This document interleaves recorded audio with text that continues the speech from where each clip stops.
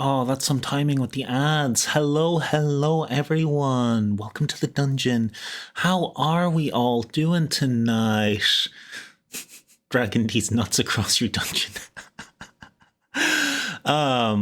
Misfit, congratulations on your first, because I have just added a first.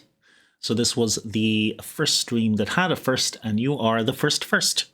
Congratulations. The initiatives have not been kind tonight. It kind of would have been funny if Jazzo had a 3, so it would have been 1, 2, 3.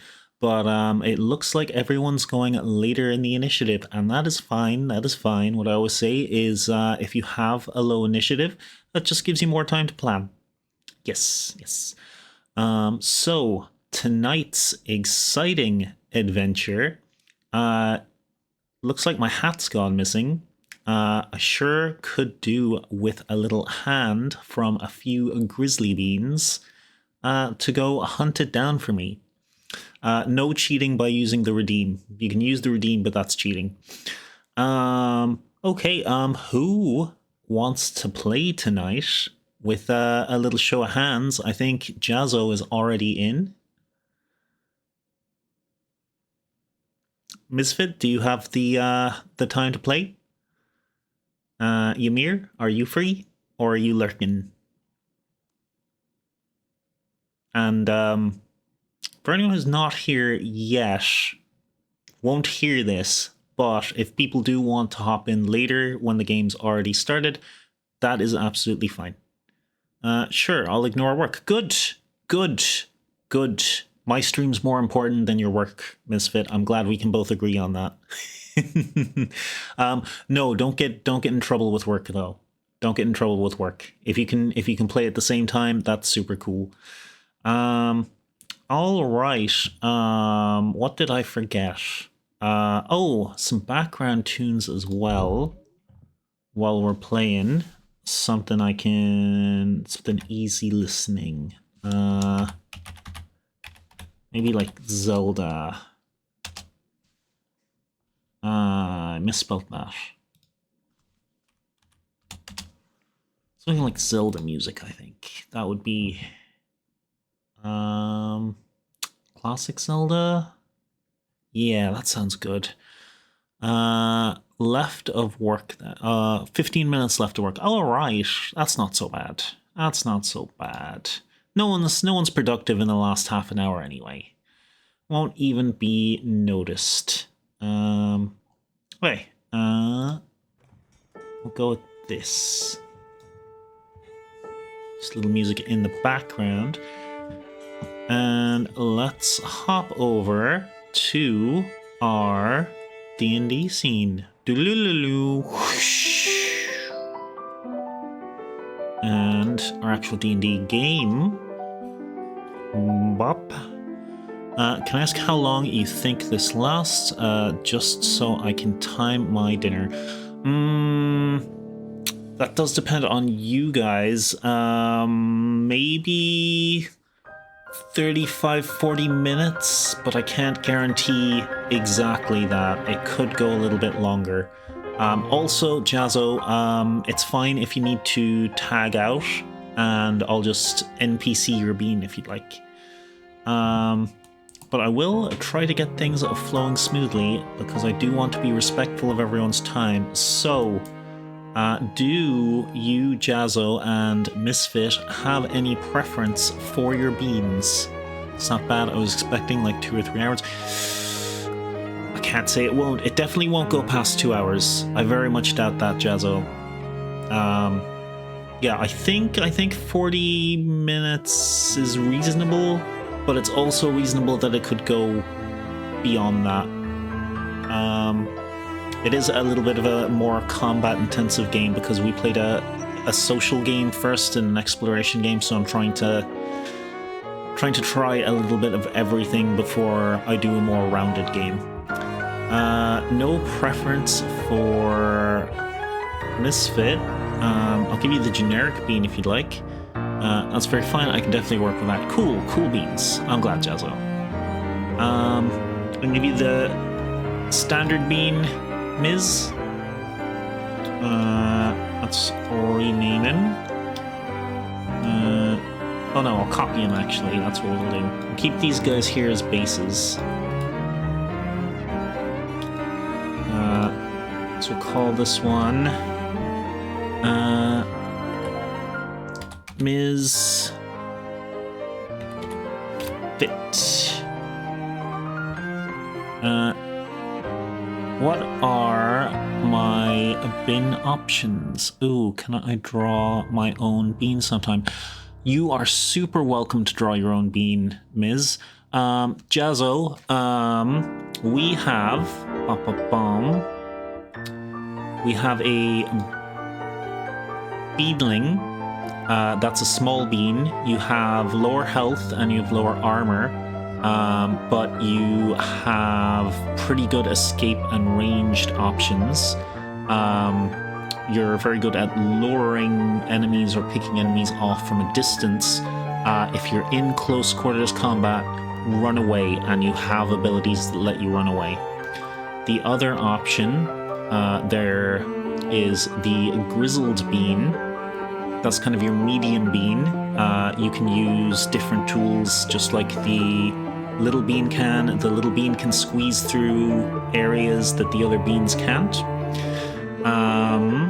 Let's see, they have really good abilities to avoid traps, and they have an ability called Unnerving Chatter, which basically is a loud shout, and it lowers enemies' attack rolls against you. They have disadvantage. And then lastly, we have the Bigly Bean Brawler. That is the big guy. You can't use tools, but you have the highest health and the highest armor, and you have a slam attack and an area attack. Those are kind of the options. Hello, Golden. Welcome in. Highest on the initiative board as well. You go small bean? Okay. Let's copy you then. Am I too late? No, we're just starting. We're just starting. Jazzo and Misfit have just picked their beans. You can also pick your beans. There is small, medium, and large. Small one, nimble, and has lower health and armor. But, you know, pretty nippy, can escape situations, and pretty good ranged option. Your middle bean is your regular guy, and Bigly Bean, big health, big armor, but they can't use tools. That's kind of the long and short. There are other differences, but not massively affecting this. So, this will be our Jazzo Bean. So, any preferences at all, Golden? If you guys do want to check out the bean stats at any point yourselves, it is in the Discord server under Homebrew, under Grizzly Beans, creature stats. That's what we use for the game.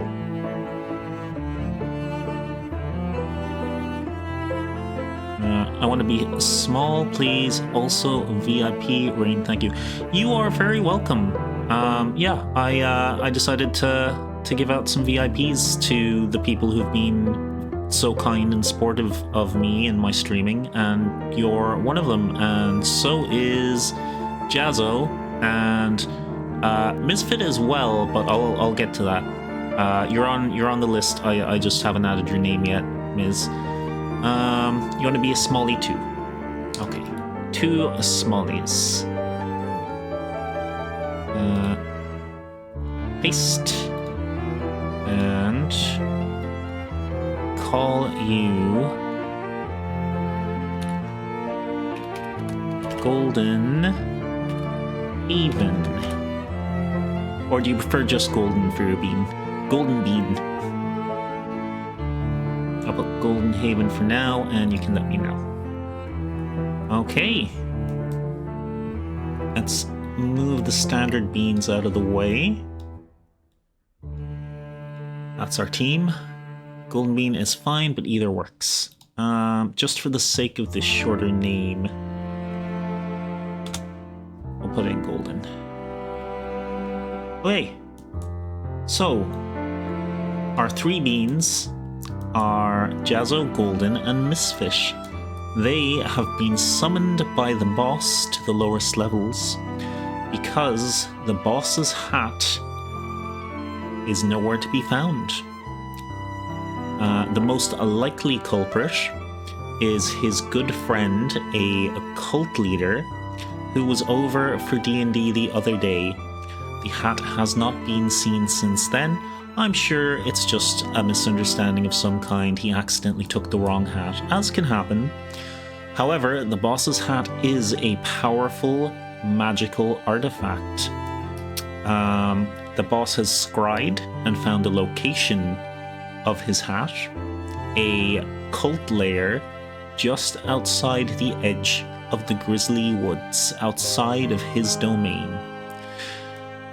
Our good friend, Indigo Witchling, has offered to give us a lift to the area outside the Grizzly Woods. So we're going to do a little copy and paste, and we're going to go to a brand new map. And let's not spoil anything. Let's get rid of the standard beans. I'll just keep them there in case anyone else wants to join in a little while. Okay. After... Gotta get that hat. Cracks knuckles. After the most terrifying experience of your life in the Indigo Witchling's RV, traveling vertically up cliffs and down again, shaking side to side and spinning through the air, and jumping chasms which no RV should be able to jump, you arrive at your destination. Shaking slightly as you leave, the Indigo Witchling hopes you had a safe trip and wishes you luck. Okay, so let's start off with an initiative roll now. Usually you do an initiative roll when you enter combat, but we'll do it now, and that'll give us our turn order so we can go through all you guys. The RV is fine. The RV's fine, Ymir. So, how we play, for those who have not played before, in the Dungeon Discord, if you go down to the Dungeon Stream category, and you go down to D&D Live Scenarios, you will find the chat that is displayed in the middle of the screen here. There, you can roll dice. You can use /R and then space and then 1d20.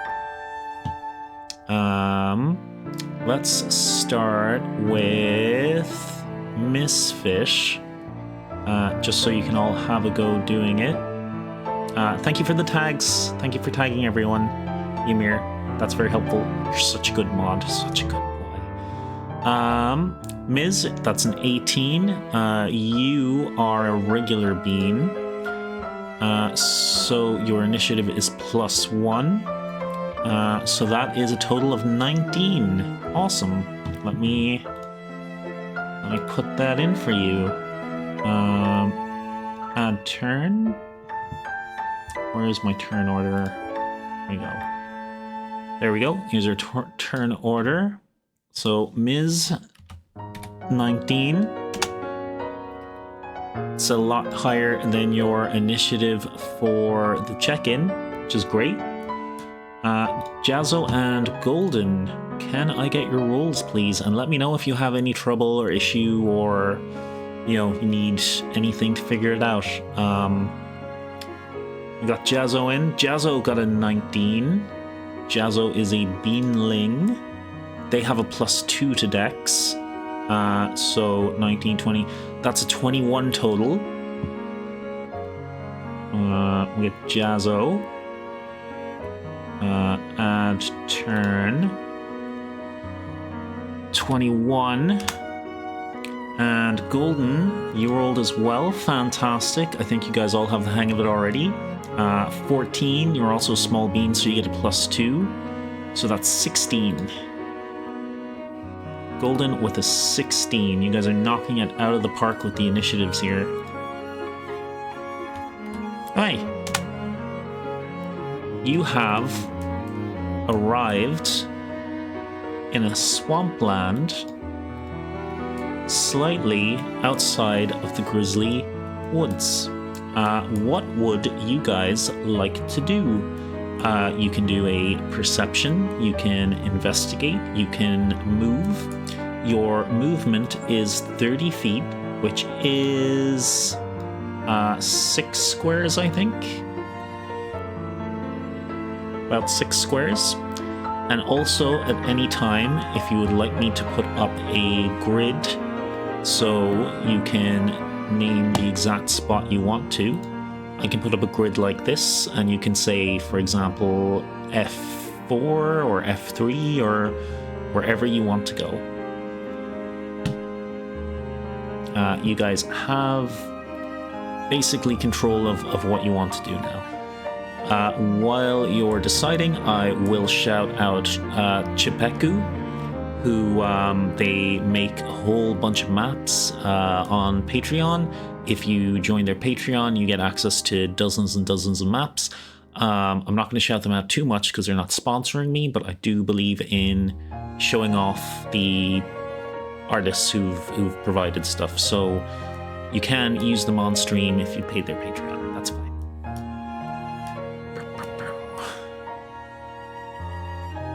I think I paid like $5 for 500 maps or something like that.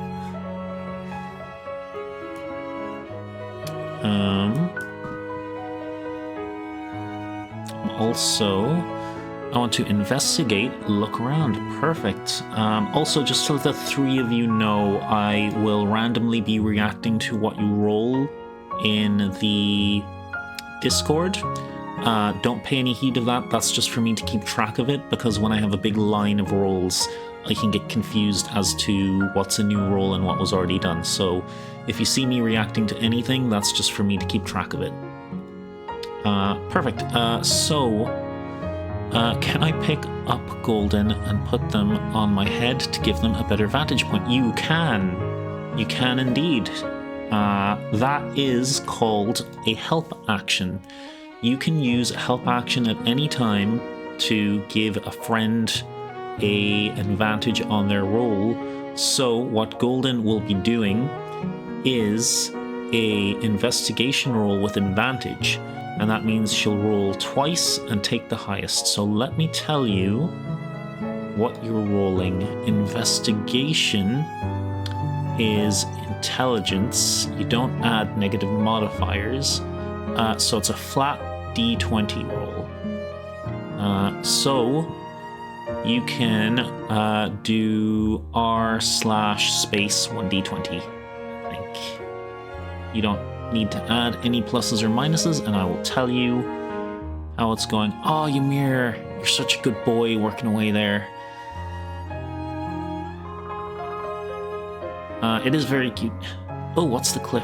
How to play D&D with Rainbird. Nice, thanks Ymir. You're so on the ball. Best mod. I'm so proud of him.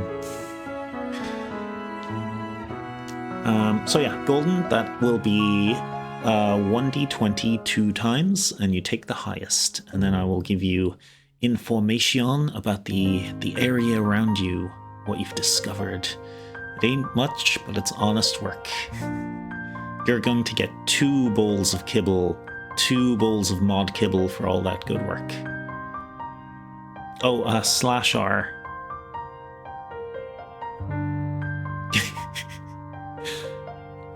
The slash first, Golden. I don't know if it works if you edit it. I think you have to. That's okay. We'll get it. We'll get it. I don't see a thing. I'm looking at I'm looking at Misfit doing that cute holding you on top of their head. Okay, that's a 9, and you can roll once more because you have advantage, and you take the highest.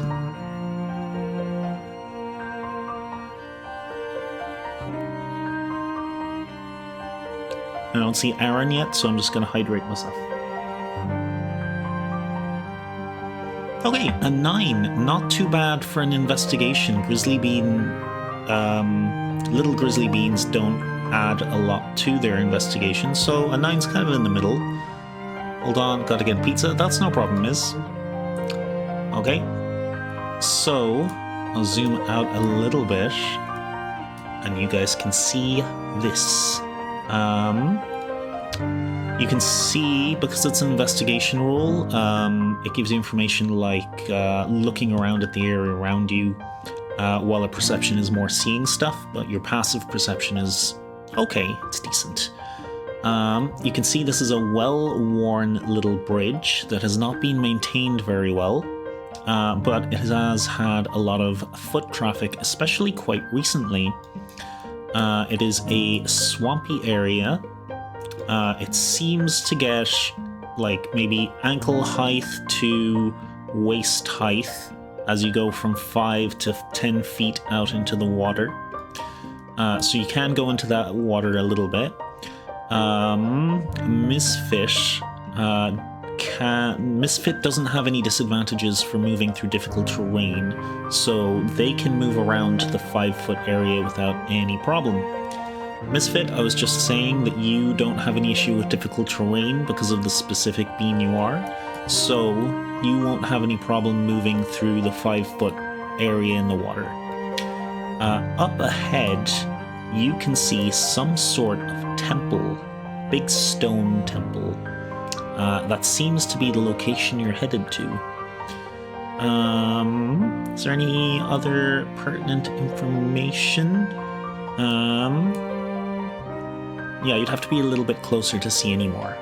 That's what I can give you guys from that. It looks very old, but not abandoned. As you'd note from, like, the foot traffic. So what would you like to do next? And that goes for all three of you. You can move if you'd like. Golden, you can stay on Mrs. Head for now if you'd like also. I was just rubbing my eye.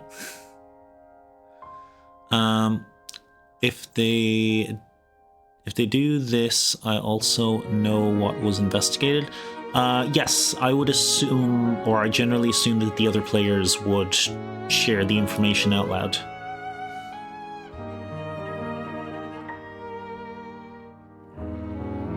You can also do a perception to see up further. Oh, thank you for the announcement, Ymir. I want to stay on top of the head. That's perfectly fine. That's a good spot. A good spot for little beans on top of a big bean. Does the bridge look like it may break at any point? It looks pretty old, but it seems like solid enough. It looks like there's been a bit of foot traffic back and forth on it. I'm gonna be reckless and get a move on.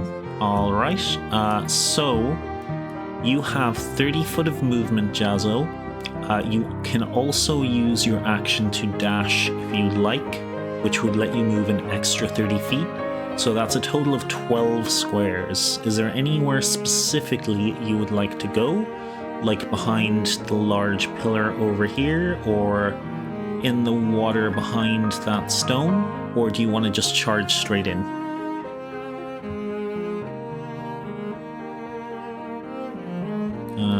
I'll put... That's 30, and that's 60. Straight in. Alrighty. Let me put linger on my measuring tool so I can actually get places right.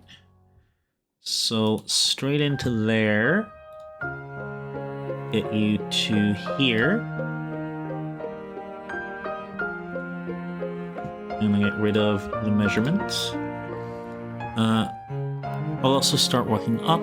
I try to grab the other bean to put it on my shoulder, but they run away from my grasp at just the end. Oh, trying to hold them back. Okay, I'll let you move up as well, Ms. Golden, you're on her head, so you're coming for the ride. Do you want to move all the way up to Jazzo? Or would you like to be a little bit further back?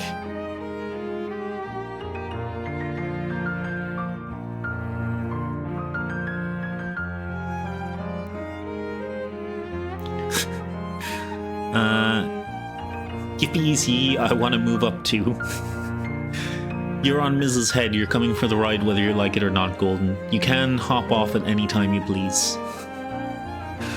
But if you want to move up too, that works just fine. As you reach that sort of area, you can now see the full temple. There's some fires lit around the place. There seem to be a bunch of cultists worshipping around a large table. There seems to be a cultist resting, and another cultist, you don't know what he's up to, but he's over here. They haven't noticed you just yet, so you have sort of another round. Each of you can take one more turn before anything would happen. It seems like they're not expecting anyone, so they're not keeping an eye out for anyone.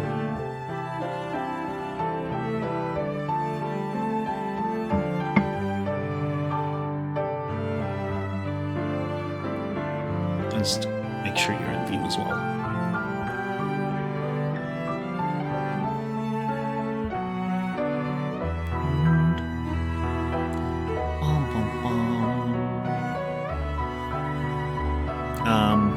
Also, it doesn't cost any of your turn to do perceptions or things like that, so you can try to figure out exactly what people are up to.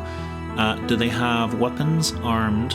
Are we close enough to listen to any convos? Okay, for listening to them, Ms., I can get you to do a perception, which would be as a grizzled bean. Perception is a +1, so that is a 1d20 +1. Do they have weapons? I'll also give you that information depending on your perception.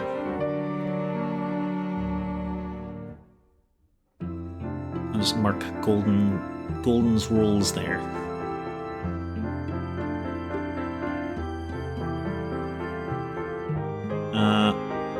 Five. Okay, you can vaguely hear the chanting up at the back here of these guys, but you can't exactly make out what they're saying. This guy seems to be snoozing. You kind of get a little bit of kind of a sleepy snooze. This guy just seems to be going about his day going, I love the leader is so great, he is so smart and handsome, he is the best cult leader in the world. Yes, Jazzo, you can absolutely do the same. With the 5 Ms, you can't quite tell exactly if they have weapons or not.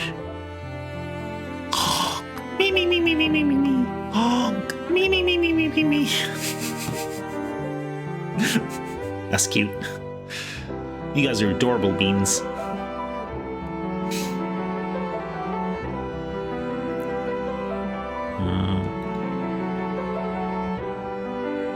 Okay, 13. With your 13, you manage to glance that this guy over here, as he's working away and his cultist robe sort of moves back and forth, you spot a little crossbow and a dagger. So it seems like they are armed, or at least this one is.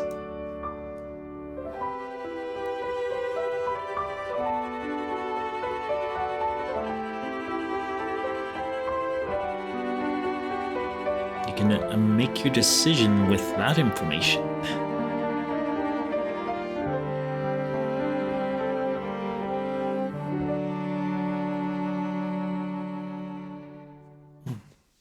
Just gonna have another hydrate there.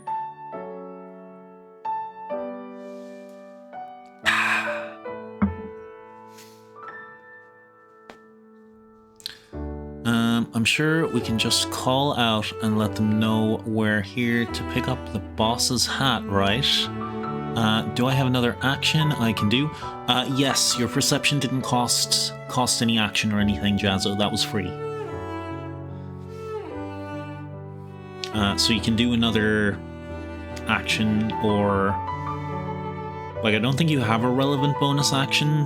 I'll bring up your stats, though, so you can have a look. And Misfit, you could call out if you wanted to. I'm not going to stop you.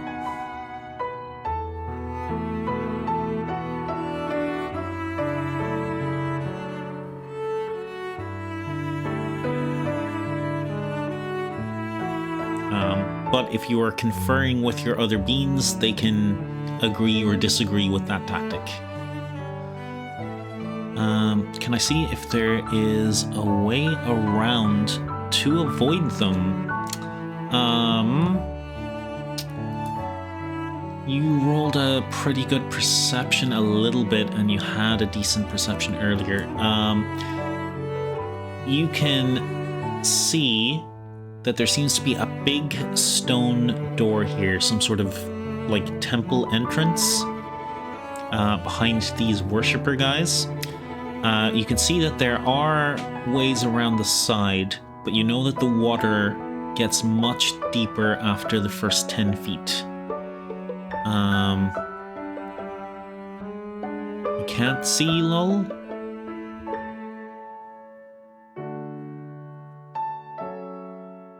Oh, I put the stats up. Sorry. Yeah, from there you can see this large stone door up at the top.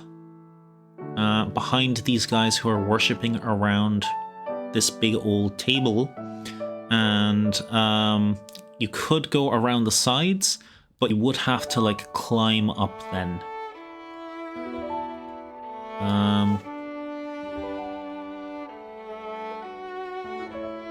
There's a piece of paper on my face. Oh, there, it blew away.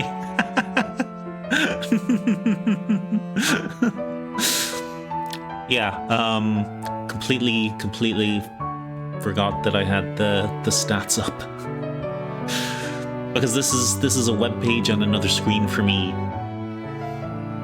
And then the stats are on OBS when I bring them up.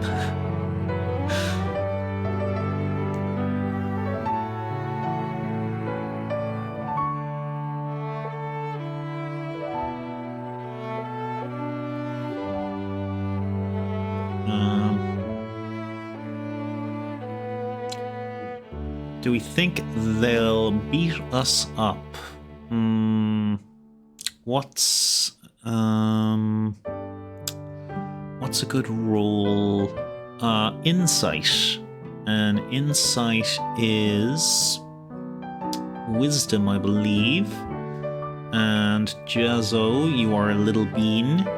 If you want to roll an insight, you get a +1 to that.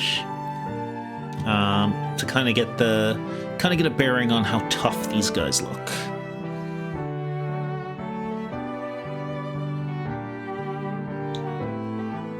A D20, yes, +1. Did I say +1? Yes, wisdom is a +1. A 3. You have no idea.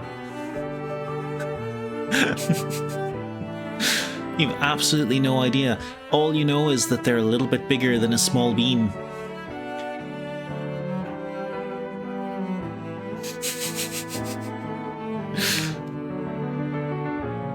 Oh, well, it was a D20 +1, so that 3 would become a 4, but it's still a little on the low side.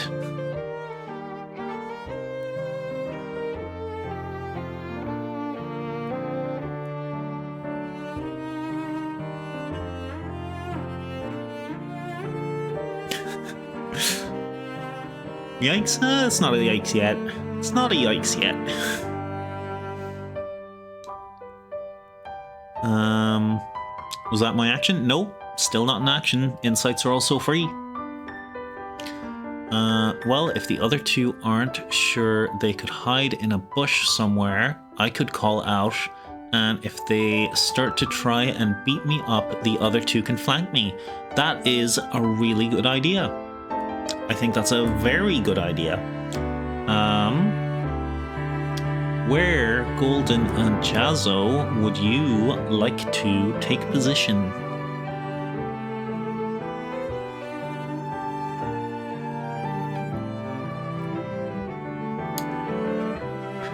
Wise misfit of the lake.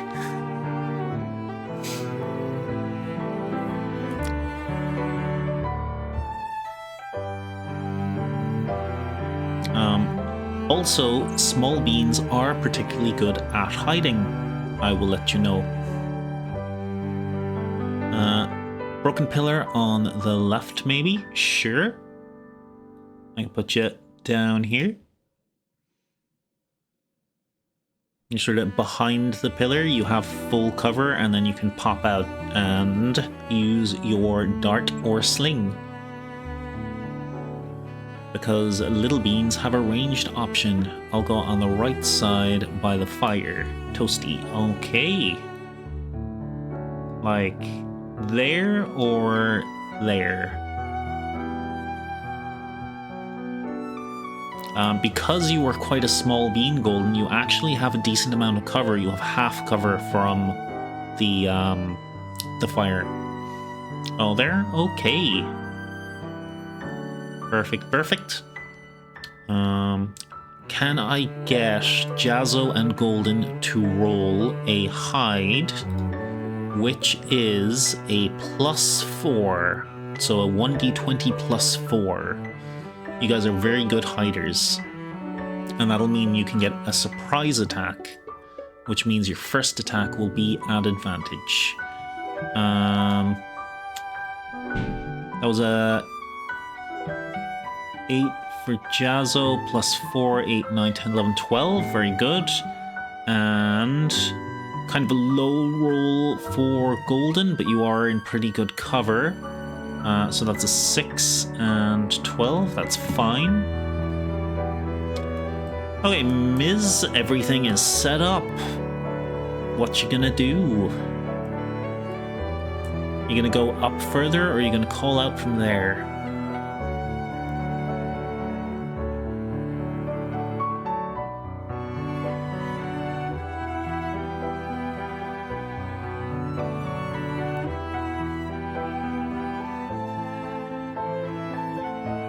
I'll walk up a couple of squares at the start of the staircase and say, "Excuse me, sorry to bother you. Sorry to bother, I'm looking for a hat." Okay. Okay. So these guys up at the top, they seem like pretty concentrated on their worshipping of this pillar in the center. This guy kind of tosses and turns a little bit, like he was disturbed, but he doesn't seem to have gotten up. This guy turns around instantly. They're like, oh, who goes there? What? A hat? I don't know. I don't know what you're talking about. What hat? There's no hat here. They're locked in. Exactly, Jazzo. The guys up at the top are locked in right now. Doing a solid worship.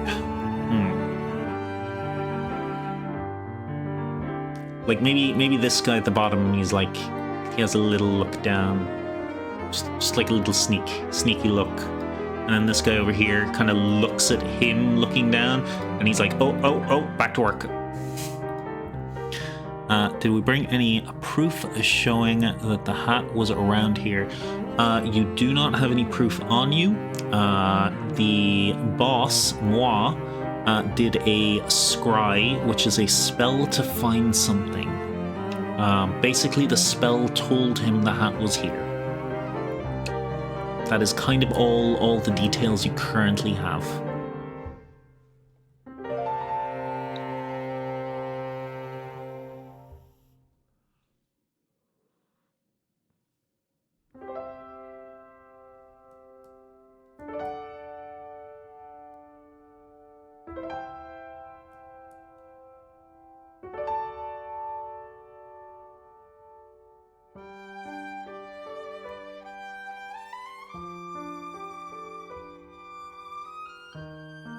God, I love Zelda music.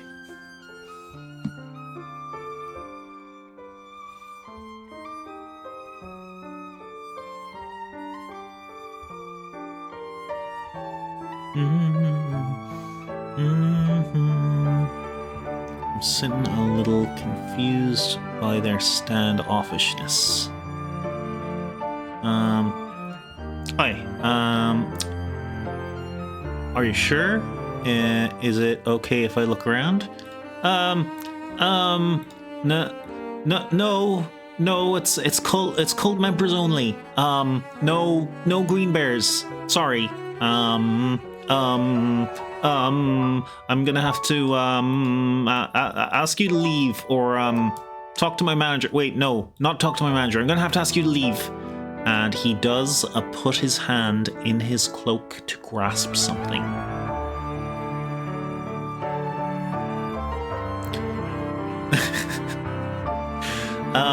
Technically, Jazzo, you can join the cult. The cult leader is currently modding the chat.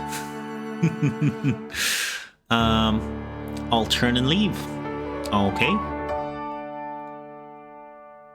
He seems to like relax a little bit, like a little bit of relief comes over him. So stressful. Oh. Hang on, because it was a live performance, that's just the performers talking. We can go back. There we go. I'm gonna walk to the other two who are still hidden, and we're gonna make a plan to try and steal the sleeping one's cloak. Oh! Exciting. Okay. So from where he is, the other two are relatively well hidden. He's probably keeping an eye on you, but he's not going to be able to see Golden behind the cover there. Why his cloak? I assume Miz is thinking disguise. One of us can be a cult member and get in. Yeah. That is something you guys can try. That is not something I was expecting or prepared for, but hey, we rollin'.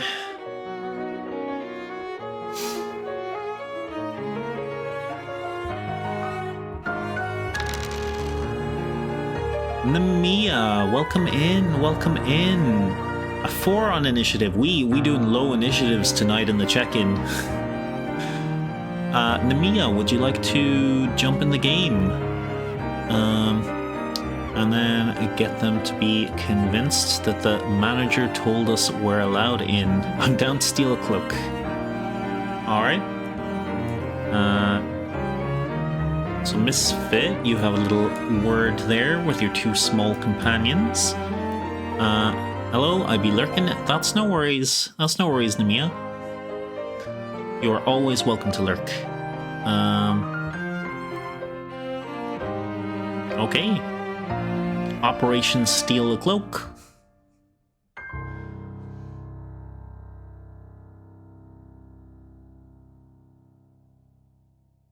Let's hide in the cloak. Maybe we can be some pretend shoulder pads. I mean, you're not quite that small. These little cultist guys seem to be about the same size as Misfit. Two beans in a cloak try to get into an R-rated movie at a theater.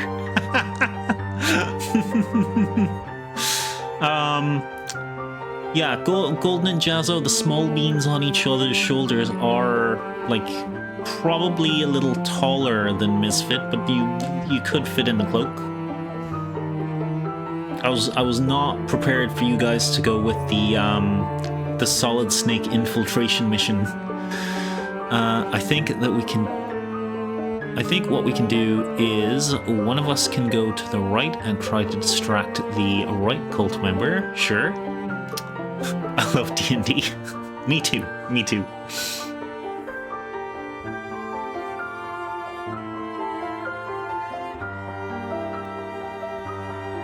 I'll just mark the last roll as well, so I can keep track of everything that follows. I'll go around to the left. Okay. I'll let you keep your... actually... Let me bring up the grid and check distances. So you could climb up here, Jazzo, when you get over there, or you could try going around the side and seeing if there's an easier way to just sort of walk in the side there. You can move 30 feet for your movement and 60 feet with a action dash. And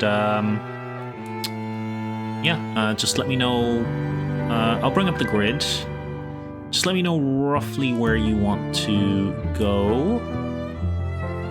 That's the sort of 30 feet range. That is 60 feet, just to let you know. It's 12 squares. And let's see, what is Misfit saying? And while distracted, will head up and maybe take the sleeping one's cloak, hopefully not waking him up. But I'm not opposed to knocking him out. I'll do that. You'll do which though? You'll do which, Jazzo?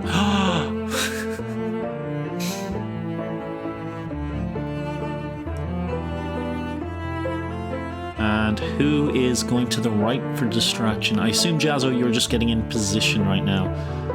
The one on the screen right now. Okay. If you move to here, which is no problem for you, as a little beam, you have that movement. That is fine. If you move to the second space, though, you are directly in line of sight with this guy here. He'll be able to spot you straight away, just to let you know. I can distract the one on the right and start yapping about frogs if needed. You guys will need to distract the guy on the right. Let me get rid of the grid.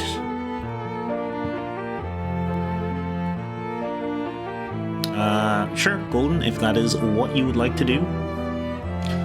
Try to go around the wall, I think. Alright. So, it would be pretty easy for you to get to, like, there. You can see from there very easily there's an opening at the side there that you can just walk in.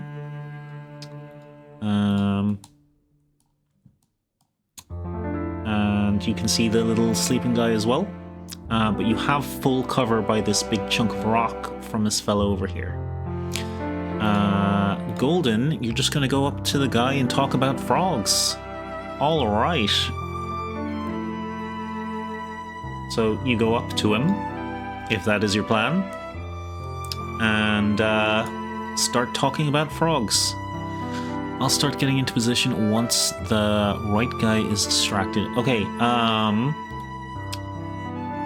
Golden, give me a persuasion, which will be a charisma roll, which is a flat 1d20. Let's see how well you distract him.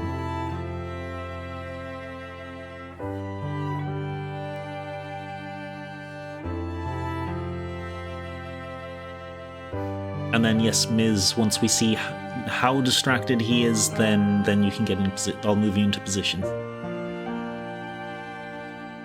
Just a normal 1d20. Yep, that's right. Little beans have a flat charisma.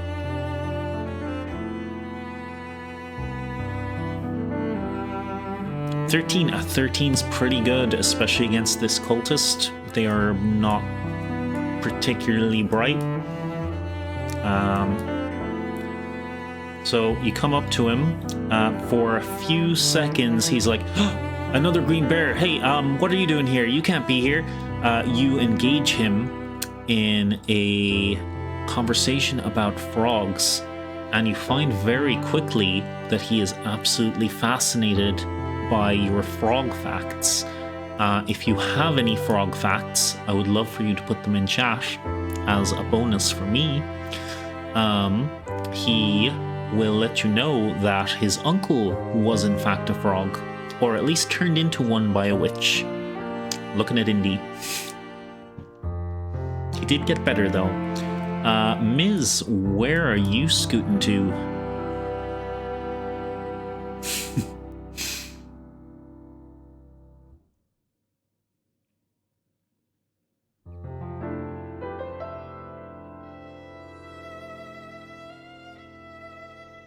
I give this guy a little icon that he's at least temporarily distracted. Is there a nice dizzy one? I'll go with that. Distracted. I'll start nonchalantly walking to the left near the stairs. Right, left. Around here. Just at the bottom of the stairs or on the stairs? Kind of acting real interested in the pillar on the side of the stairs. Okay. I'll put you right there if you'd like. You're just a little green bear with an interest in archaeology. You know, that's perfectly normal in this world. Okay, Jazzo, I think this is in your hands now. This guy's moderately distracted. You can sneak in and try to get this guy's cloak. What will I need? I need a... remind me what tools I have. On your person, the tools you currently have are a sling and a dart. They're the default equipment for a Beanling Scout. So you have two ranged options. They're pretty much the same, but one is piercing and one is bludgeoning. Other than that, you have your very nimble claws. So, just to let you know, you could do a sleight of hand to try to remove the cloak without waking him up. And you would need to give me another stealth roll so you don't make any noise or big movements that will get the distracted guy's attention. The roll you have to do for that stealth is a little bit lower because of Golden's fine distraction work on the right side. I'll do that, yeah? Perfect. Let me get your dexterity. That's a +2. Okay. So your sleight of hand is a d20 +2, and your stealth is a d20 +4. Those are your two rolls.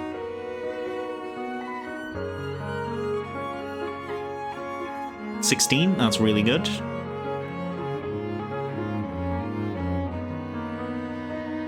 +2, 16, 7, 18, that's actually excellent.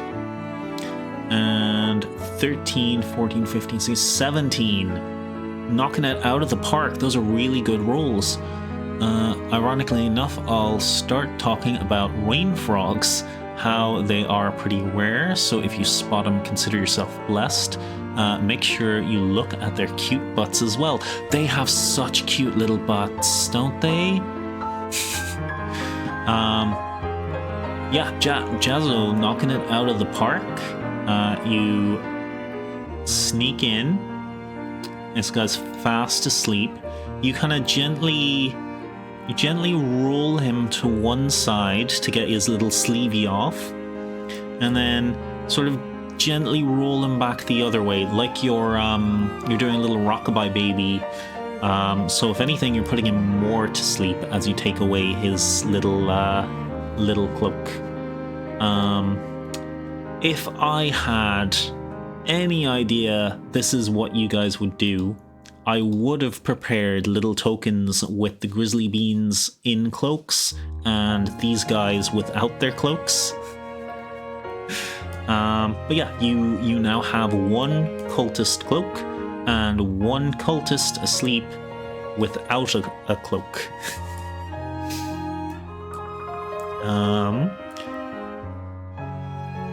Awesome. Yeah, this is the great thing about D&D. There's nothing I can predict. We're so good at this. You really are. We do have an ad in 10 seconds. So I am going to go to the BRB screen for 10 seconds. And you guys can consider the next step of your plan and talk about it in chat if you'd like. Jazzo, I'd recommend getting out of there now that you've grabbed the cloak. And you guys can reconvene and decide who you want to wear the cloak and what they're going to say, and that sort of good stuff during the ad. Where'd the ad alert go?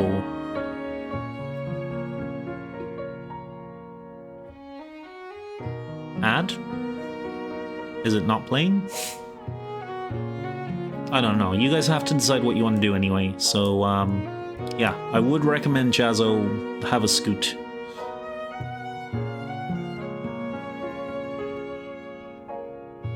Oh, the bean plush. The bean plush on my head. There we go. Bean plush is DM now. Roll all the dice. 11 d20s. Oh, there's our ad. Okay. That took an extra couple of seconds. So I'm going to transfer over to the Be Right Back screen. And I'm still here. I'll still be talking away. I'm just going to hydrate and have a little bite of my snacko.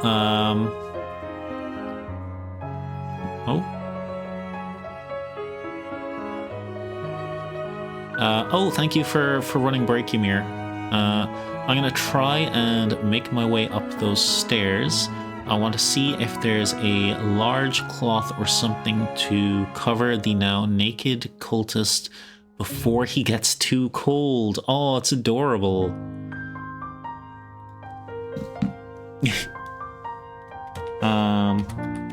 Also, all of the games are up. You can use !drop to drop an emote and try to get it in the cauldron. And for the maze, you can use play, pop. Oh, Ymir got in. Rigged. You can use play to have your little guy appear in the maze, and then you can use wander, or you can put in coordinates manually. Yeah, congratulations, Ymir. You're doing so good today. You have been blessed, sir. Is this because you have my hat? You're using my hat's power. The game was rigged before it even started.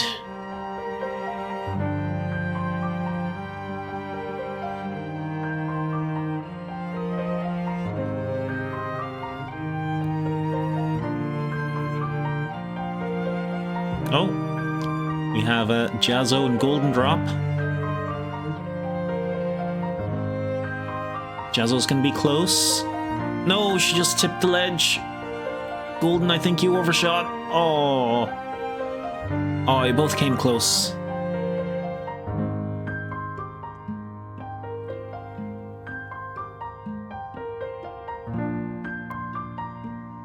That's okay, because you guys are crushing it at D&D.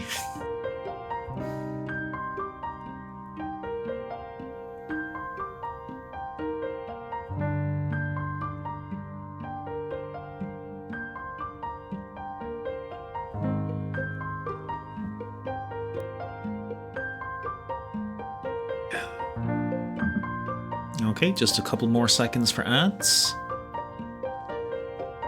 My community is back. Hooray! How distracted is the cultist? Very at the moment. Hang on. Let me just end the maze game and we can scoot back over. Okay. I got 60 points, Ymir got 52, Jazzo with a very solid 46, Golden with 33, and our wonderful Misfit with 20. That's all pretty good. You guys all did great. Okay, let's scoot back. Hello, did you miss me? I wasn't really gone. Okay, Jazzo, how distracted is the cultist? He is really engaged right now with Golden's frog information, especially now that she's mentioned rainforest butts, because those are particularly cute.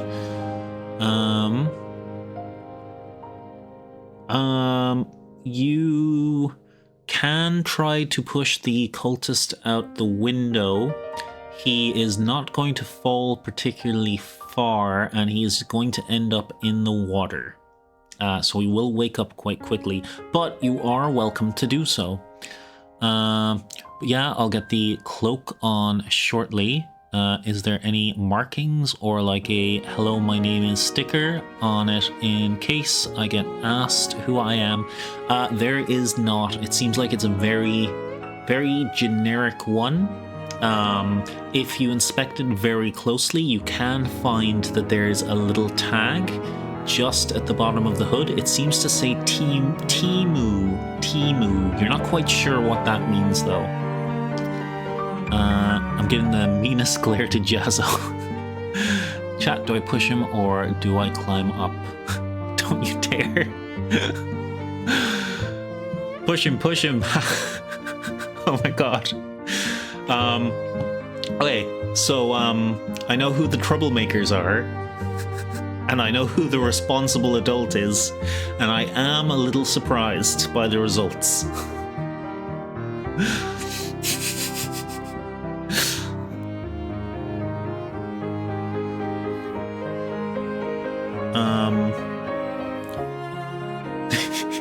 That's a cute emote.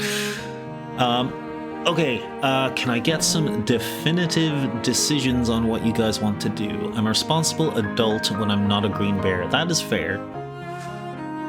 I am a somewhat responsible adult when I'm not a winged dungeon boss. Somewhat. I did have a donut for breakfast.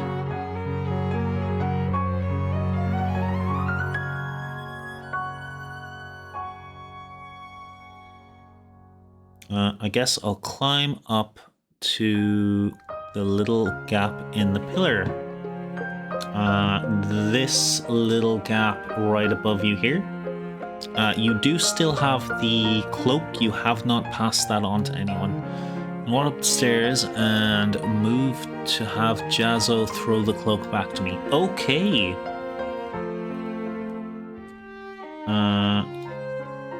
So Misfit, you kind of move up to there. You're kind of in this guy's peripheral vision just a little bit, but he is more looking at Golden now. He's fully immersed in that frog conversation. Jazzo, what would you do? Throwing a cloak. Give me a D20 plus 4. That's your dex for throwing stuff. And we'll see if you get it the whole way across or like you're a square so short. Alright, hurry up to get disguised as fast as possible, okay?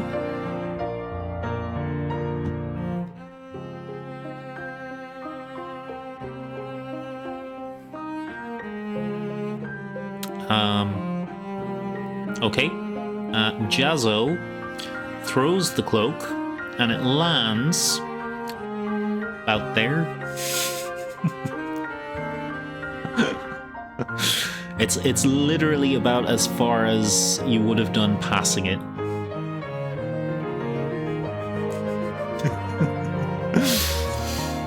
Immediately scrambling to pick it up. Okay.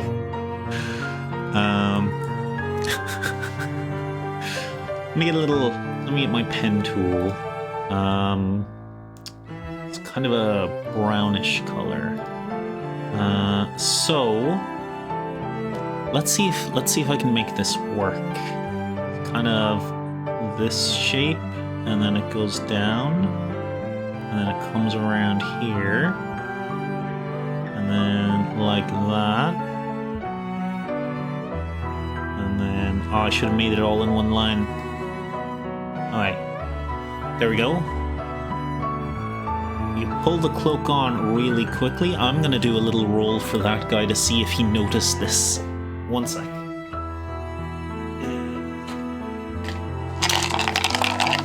Just some ASMR dice.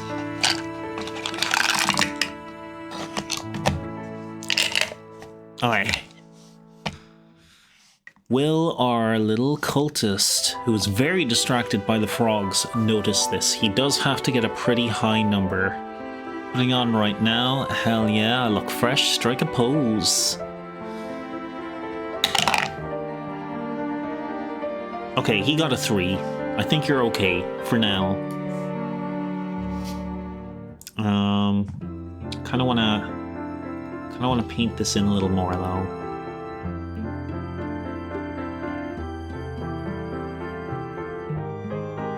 Just bear with me. It's very important that I do this. And make it a little thicker there. And cover your ears. It's very important that the ears are hidden. There. I think that's better. Okay, Jazzo, you have the movement to do it, so I don't need to make you roll anything. You can climb up to there. Misfit, you're a very convincing green cult member now.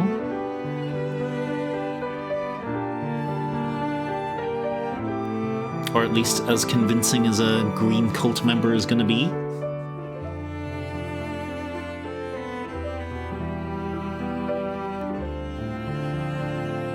Alright, that's no problem. You are in full cover from everyone's vision, so no one is going to notice you there.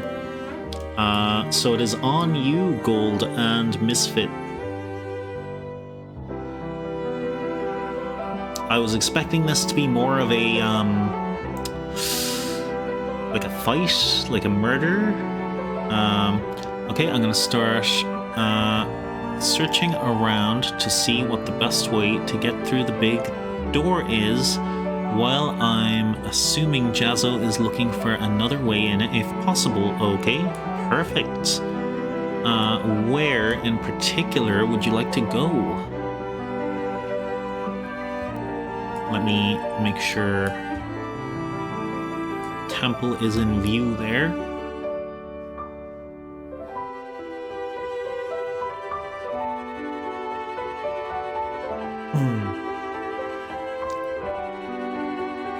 You've got a pretty good idea of your surroundings. They are pretty much as you see on the map.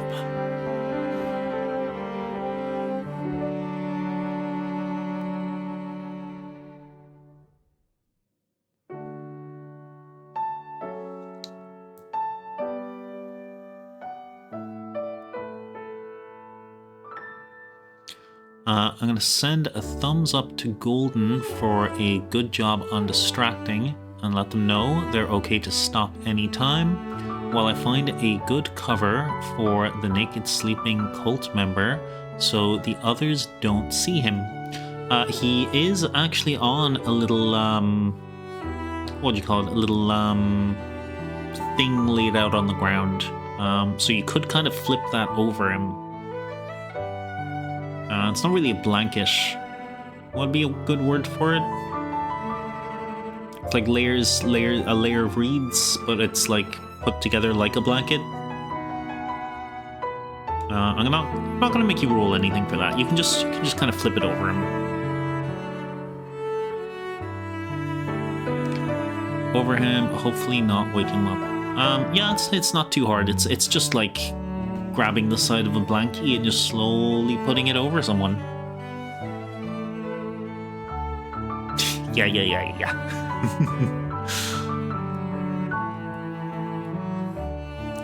Okay, I'll start walking up the stairs for better vantage. Alright.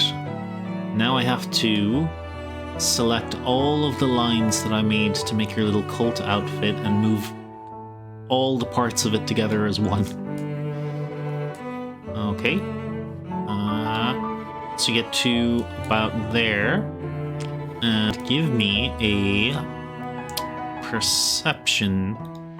A 1d20 plus 1. I'll give you any extra info I can about the area up here.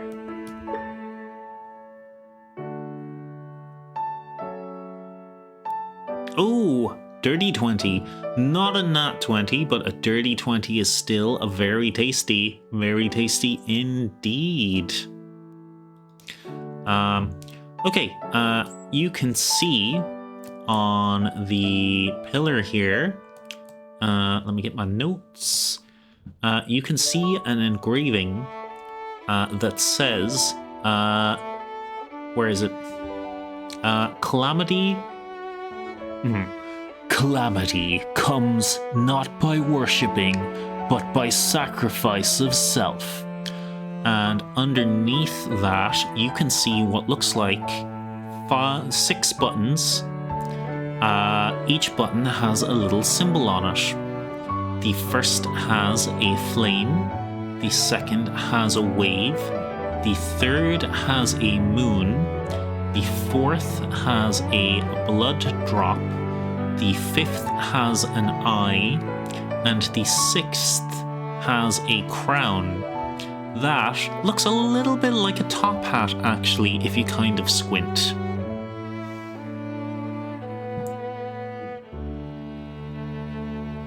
Ooh. Your bean trap instincts kind of tingle a little bit. Are they going to sacrifice the hat? We'll see. We'll see. Perhaps, perhaps not. I hope not, my precious hat. Those mongrels, those monsters.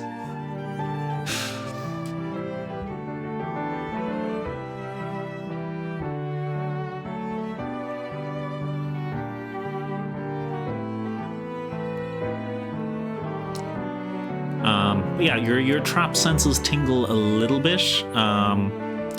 You get a feeling like this might be some sort of mechanism or something to open the door, but it's also booby-trapped in some way.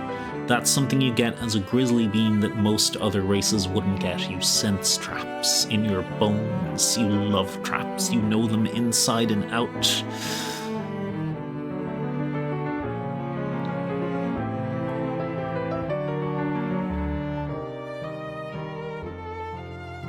Also, as you get close enough to these cultists, you can finally hear what they are sort of chanting. It's something along the lines of, "The leader is good, the leader is great, we surrender our fate as of this day."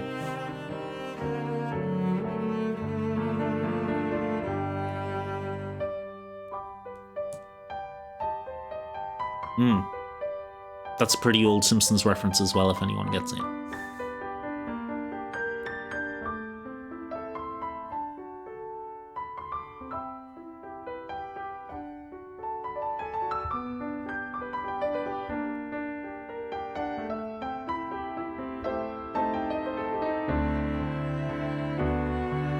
Okay, I'm gonna start acting like I really need to be. The leader is very kissable. They chant in hushed worship. And call out asking them to please open the door. Okay.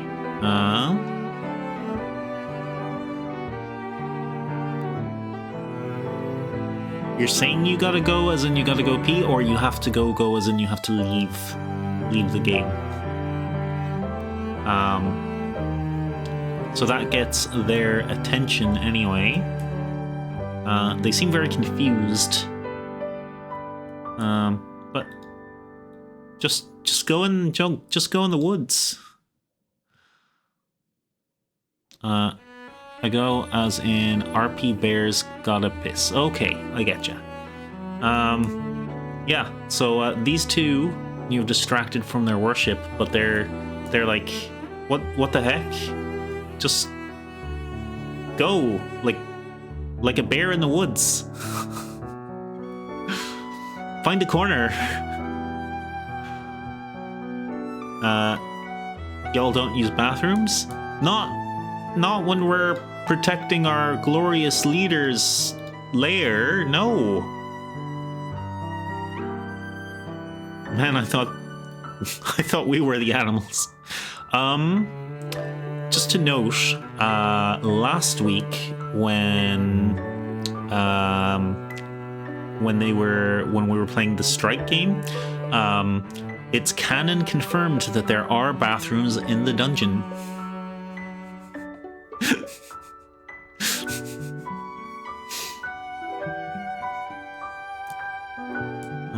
I mean, cough. Oh, sure, you're right. Well, that threw their suspicion. This guy is like, who are you anyway? You don't look familiar.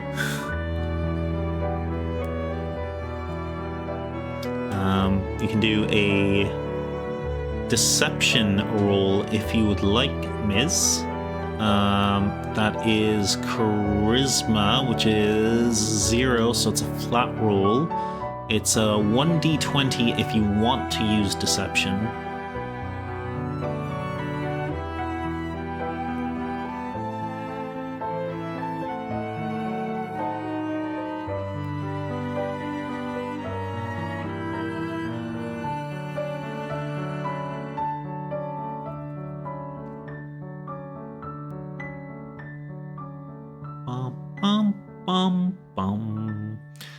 Yeah, I'll be like, yeah, sorry, I'm a newish member, just trying to get my sea legs and all. Haha. Okay, give me that oh, you gave me that deception. No, you didn't. 20 was the last roll, right? 30-20? Let me mark that. Yeah, give me a deception roll. Was that +1? I'm afraid not. It's a flat roll. It's just 1d20. Cross my fingers, though. Oh no. Oh no. Oh dear.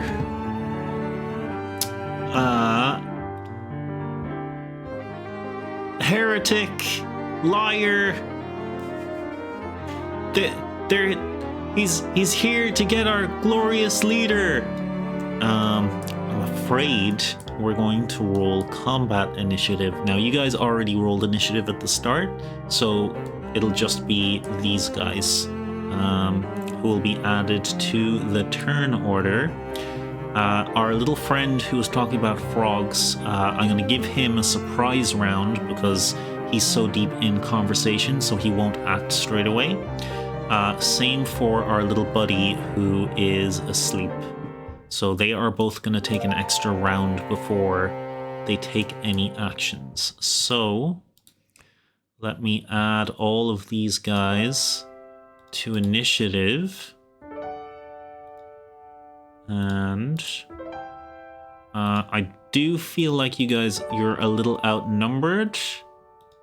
I don't know if Golden is still here. Perfect. I'm gonna give you guys a little bit of backup. I'm going to give you guys a Bigly Bean. Just so you have a big guy there. Let me just roll initiative for these boys. So that is a 10. I'll shove my hand in my pocket and throw pocket sand. You can certainly try. Alright, 18. This guy is a 5. This guy's also an 18. Stop that. Not 0-18, just 18. Shit, they brought pocket sand. Stop rolling 18s. Also, I'm rolling that. 12. Okay. I think it was very rude of those guys to roll so many 18s and an 11. Okay, And let's sort the order. And also my So stressful. reset the music. Hey.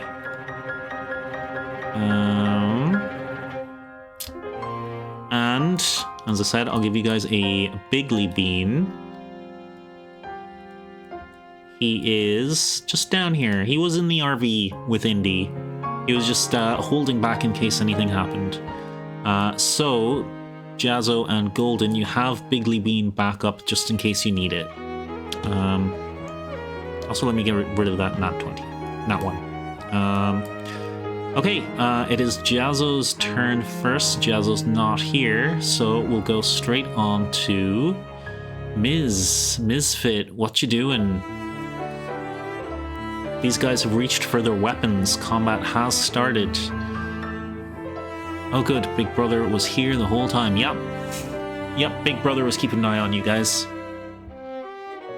Didn't want little bros being bullied. Oh, I have to add Big Bean to the initiative as well.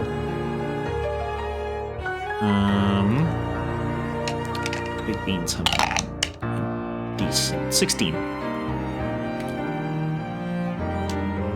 Let me just sort that again.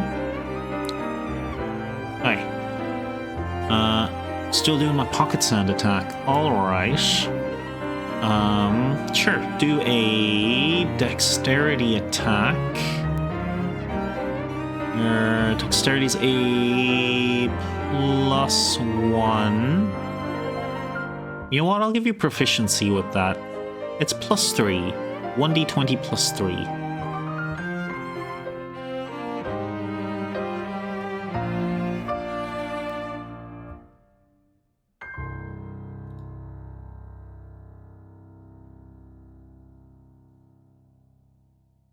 Oh, it's now you get the 20. All right. He has been blinded. That'll do. That'll do for a token for blinded. Want that one? No, this one. He's been blinded.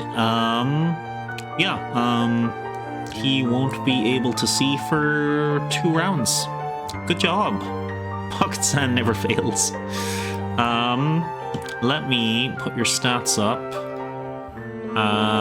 You have a bonus action.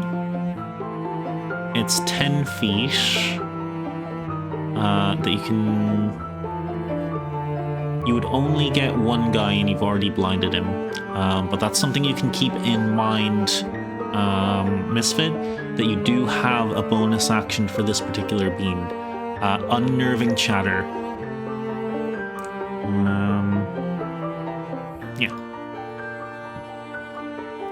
Is there anything else you want to do? You can still move. Okay, I'm going to fall back closer to Big Bro. Alright, you want to move your full 30 feet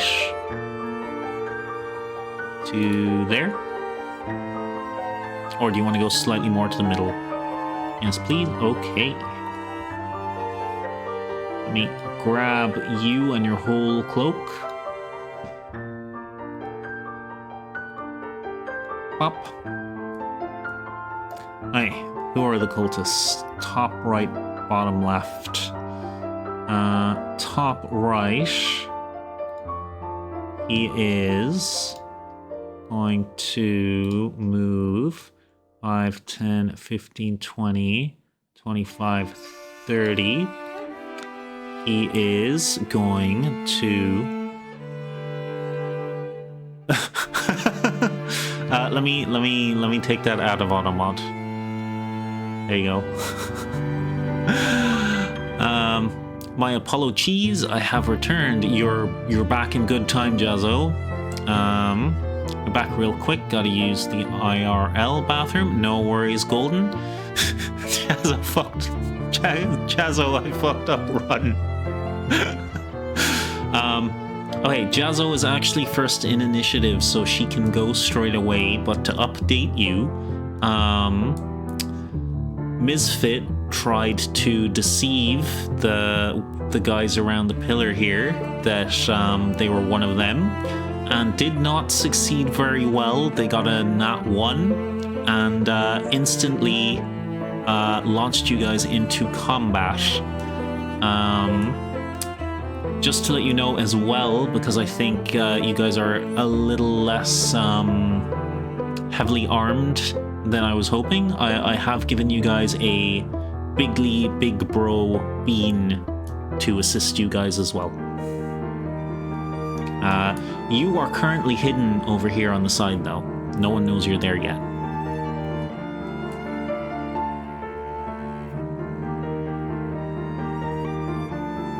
Oh, I see the one lord.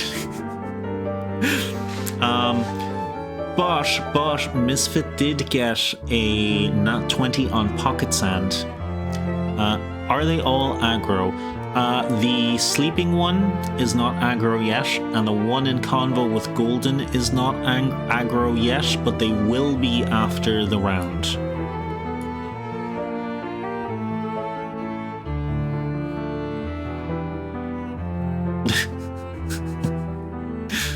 I'll allow that as well.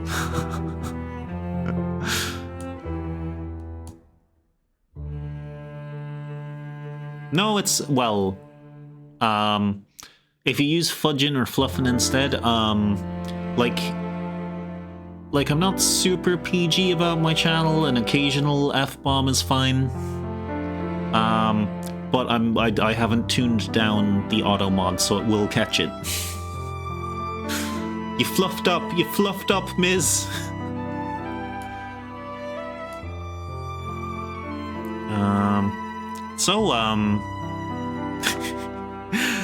So what's the plan, Jazzo?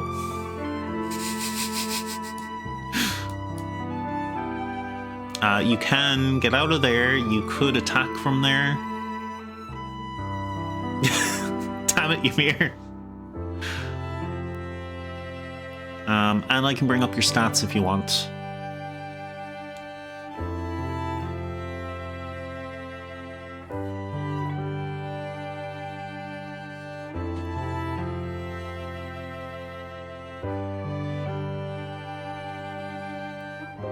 I have messed up this picnic basket heist.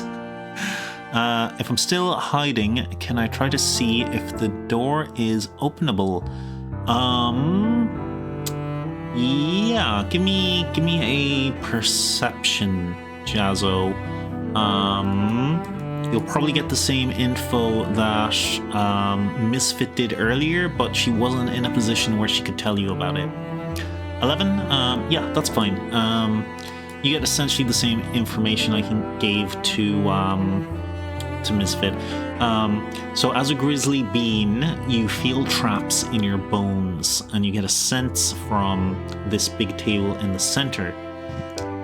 Definitely something mechanical going on under there. You can read Calamity comes not by worship, but by sacrifice of self. And underneath, there are 6 buttons.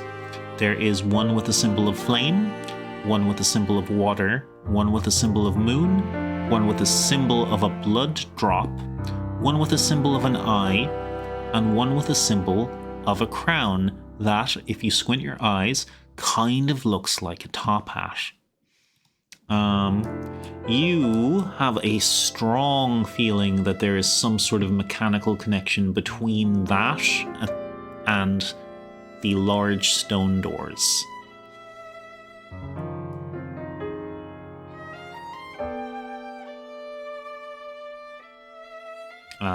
Looking just at the doors themselves, they're big stone doors. Like your bigly bean bro is not going to be able to shift those.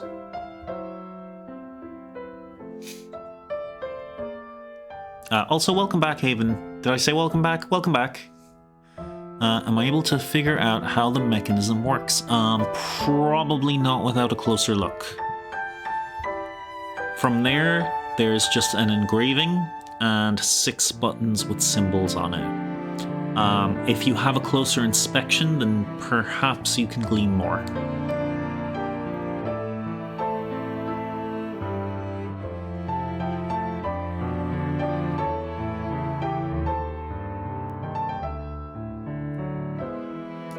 I just try to get a little more on the map there.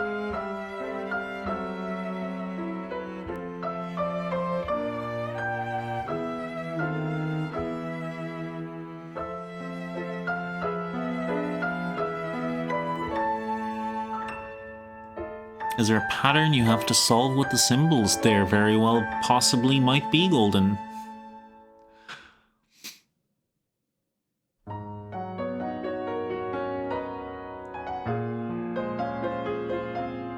Still on Jazzo's turn, by the way.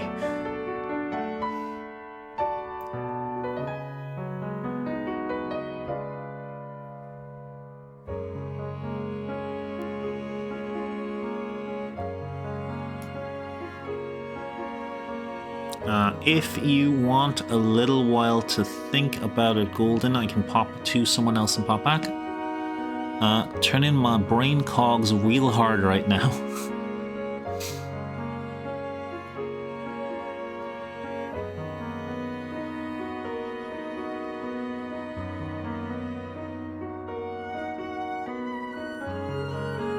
This is a puzzle from another D&D game that I read over, and I've made a slight change to it so you guys can figure it out by brute forcing it, because I didn't like it being like impossible to solve from the clue. Could knock out the sleeping one real quick. I can see the smoke coming from Jazzo's ears.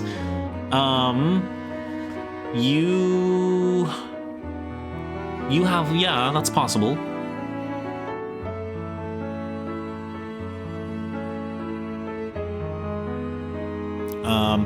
So to let you guys, Jazzo was hurt in the confusion. Oh, poor Jazzo, man.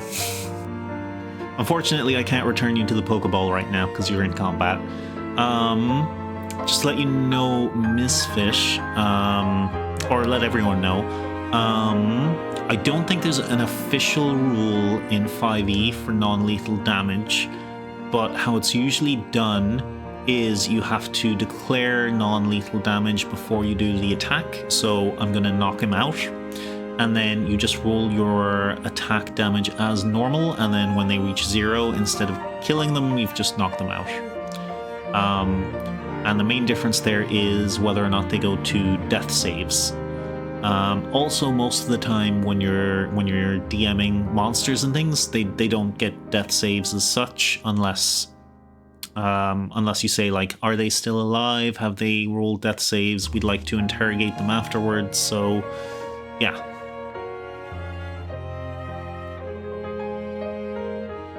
I don't think I've covered death saves before. When you're knocked to 0 health, you'll roll a death save every turn.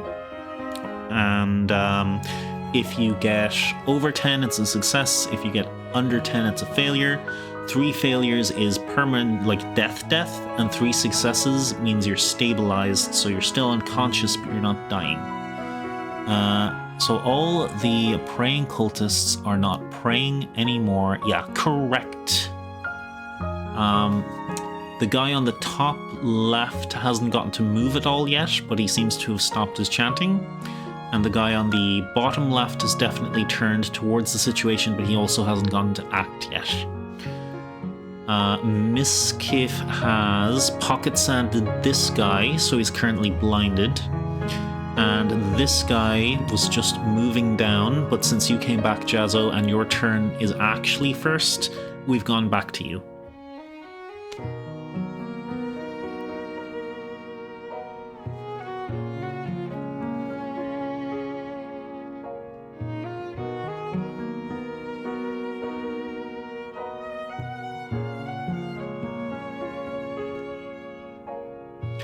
To be honest, I have no idea how to proceed. That is completely okay. I can give you a couple of options on things you could do if you'd like. You have a ranged option, so you can shoot at that guy. You could try and knock out or kill the sleeping guy. You're currently hidden, so you'd have advantage on your attack on this guy. This guy is currently still asleep, so you'd have advantage on attacking him as well. You could peg it out of there, like go this way and get to your friends for cover. And also, if Miz and Golden have suggestions for what you can do as well, they can try to help you out.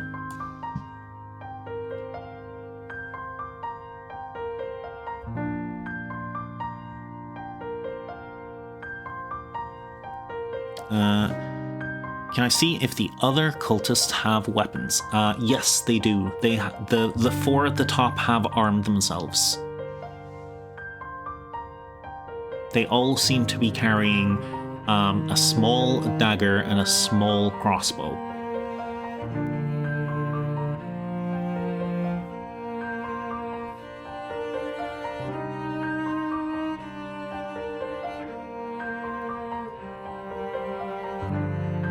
Ugh.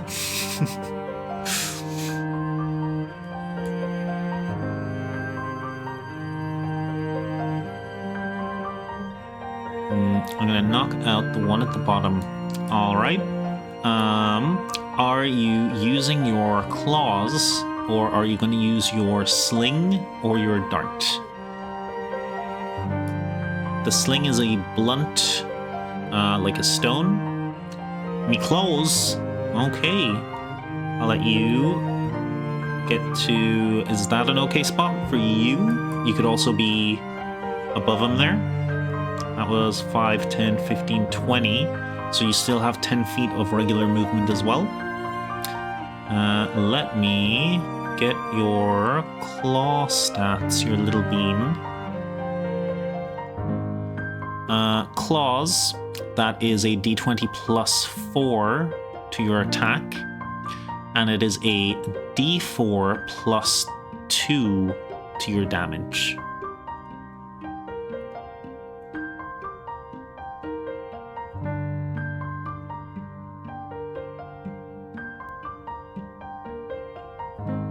Oh, not 20. Let's go.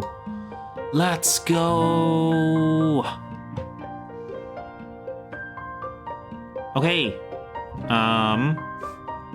So that is a critical hit, which means automatic success. It also means you do extra damage. So you've rolled max damage anyway, which was a 4. So your damage is a 10, a total of 10, because you basically get to roll. You usually get to roll double your dice, but when I run games, a crit is the max damage, and then added on is like the roll damage. So the max damage for a normal attack is 6. And you rolled a 4, which is 10, which is actually quite a bit more than it takes to kill these guys. Do you prefer him to be just knocked out, or do you want to kill him? Because you can.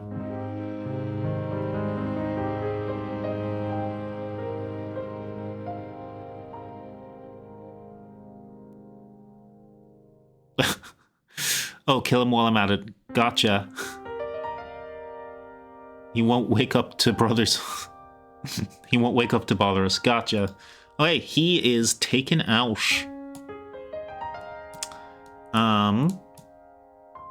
So, Jazzo, you now know these guys are not particularly strong either. Or at least they didn't feel strong when you did that attack.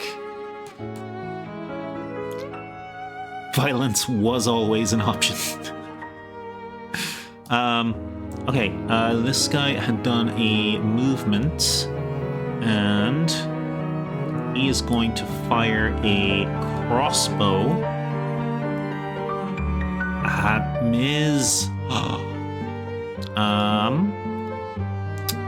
Okay, Ms., your AC is... Let me check, I have my beans down here. Your AC is 14. That's actually pretty decent. Violence is the question. Yes is the answer. Okay, 14. That is not a hit. Moving on. This guy, who has been pocket sanded is going to start running the last place he thought Miz was, holding his dagger out on front of him. And give him a dex save for the stairs. Hey, it's high enough that he's not going to hurt himself, but he's going for a little spin down the stairs and lands prone at the bottom. Was not a good time for him. Now, your big brother is waiting down at the bottom there. I'm gonna let the three of you control him. What do you want Big Bro Bean to do? Rip that guy. He is pretty far down. He can get to the guy Golden is talking to. He can get further, but he won't be able to attack if he does, because he'd have to use his action as a second movement. Is there an intimidation check? See if some of them can run away, because he a big.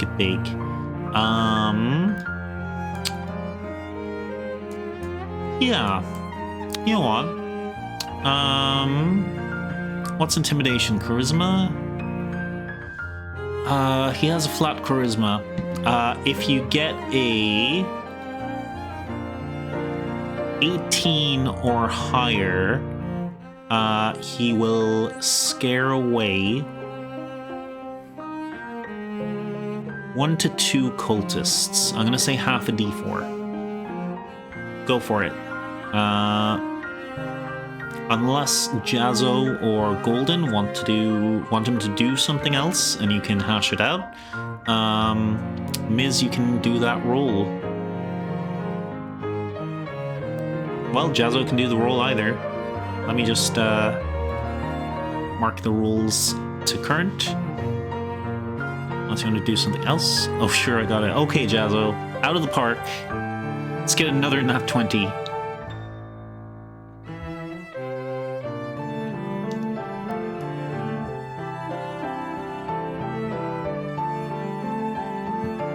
Uh, 13 is not quite enough.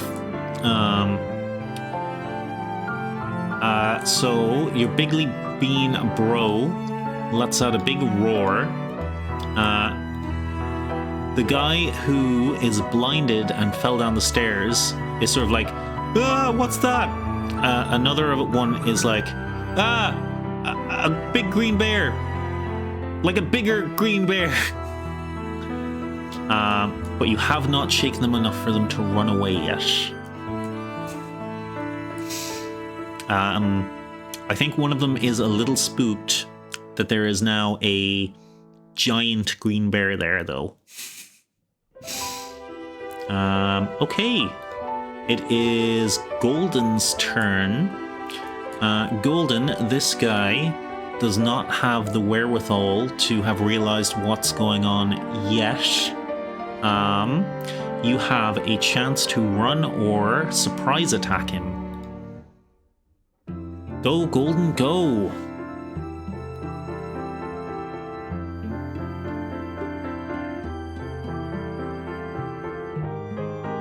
And then after that, we have a whole bunch of cultists' turns. I want a surprise attack. All right.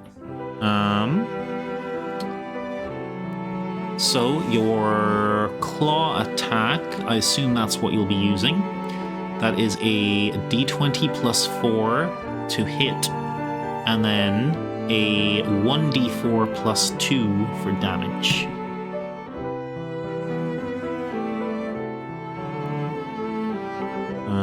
Mark Jazzo's last roll. Look, there's a frog right there! Whack! Wait, can you repeat that? Sorry, no problem. Okay, so your first roll will be /R space 1d20 plus 4. That'll be to swing your attack to see if you hit or miss. 7 doesn't hit, I'm afraid, Golden. You're just short. I'm sorry. Well, when I say just short, you're short by quite a bit. But you can. You have nimble escape, so you can disengage and run away as a bonus action. Or you can disengage and then use your movement as a bonus action. So you basically swung at him and then you can run away without him being able to attack back while you're running away. If that's something you would like to do. Kind of get yourself out of danger. I'm running, cool. Straight back towards Big Bean Bro, or do you want to get behind Miz?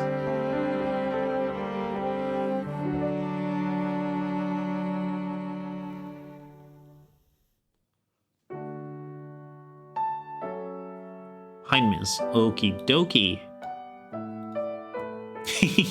You're so small. Perfect. Then we have Sleeping Guy's dead. Take him off the list. Okay. What? But I just wanted to know more about frogs. Ah! And he's gonna come to there. And I think he's gonna swing at Miz. And he's gonna roll a 2 on the dice. That's not gonna hit Miz. Miz, you are okay.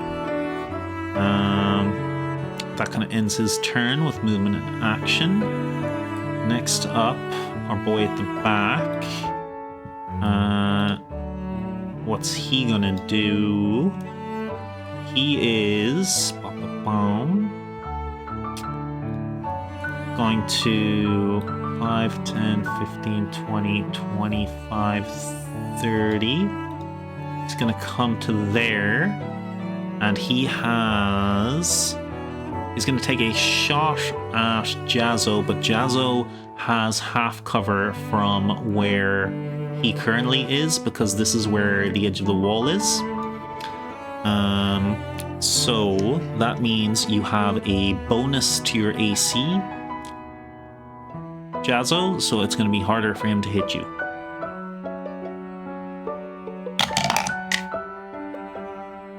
And with a 5 on the dice, he's not going to do that. The important thing is I have bad luck on my dice rolls, so that's in your favor.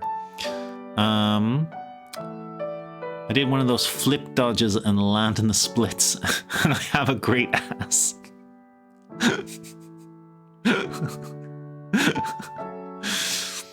Okay, next up, this guy, he is gonna move 5, 10, 15, 20, 25, 30. He doesn't know Jazzo is there. Miz, unfortunately, you are the most out in the open, so he is gonna take a shot at you.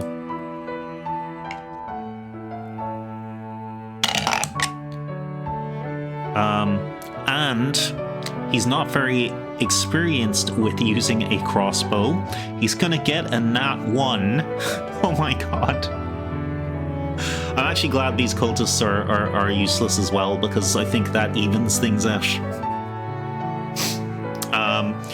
His bolt in his crossbow jams, He tries to fiddle with it and gets his fingers caught in the tension wire. I do another flip dodge, landing in the splits. My ass is absolutely sparkling. You know what? We have some very talented artists in the community. If anyone wants to do like the Grizzly Bean splits amazing ass sparkling emote, I will add that. Okay.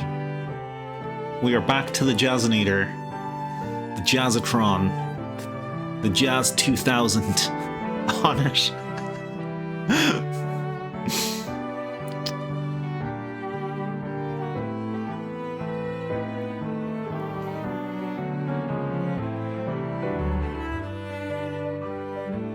Just on my earlier time predictions, Jazzo, this is about less than a third of the way I was planning to get by now. So, you know, just letting you know. You did just murk a guy though, so good work on that. So sorry for my chant. No, not in the slightest. If worse comes to worse, if we do have to wrap up, we can pick it up again next week. It's all good. I did what I had to. You all did. The important thing is that everyone has fun. That is all that matters in this. We're here to have fun. So what shenanigans do you want to do now, Jazzo? And do you want your sheet up?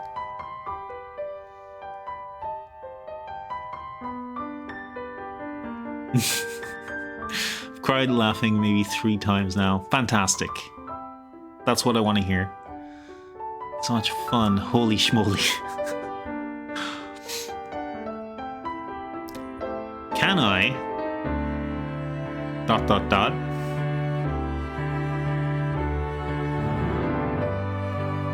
try to climb up the wall and attack the guy up top. You can, absolutely.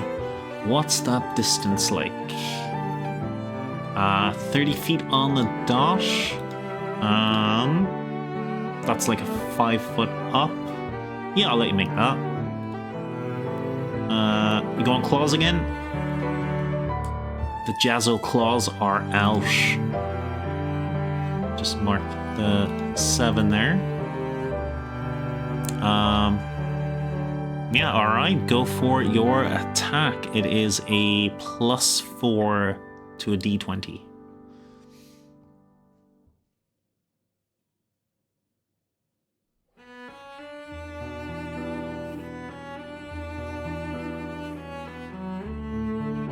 Okay, 9, 10, 11, 12, 13. 13 is just short. I'm sorry, Jazzo. Wait, let me double check.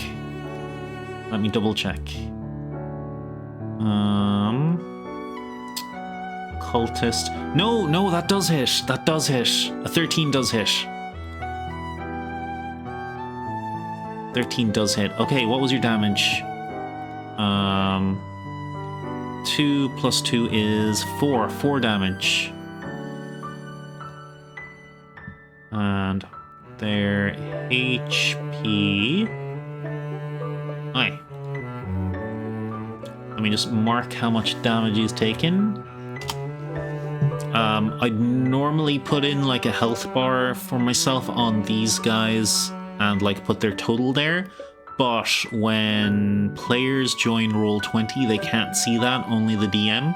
So, you know, you guys can see the DM side of things, so I can't put in all the details for myself I usually would. But yeah, that is a pretty impressive hit, Jazzo.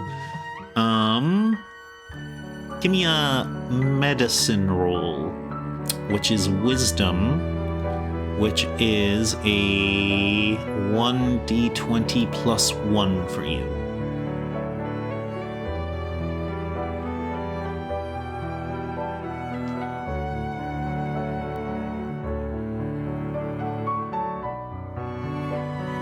I have 5.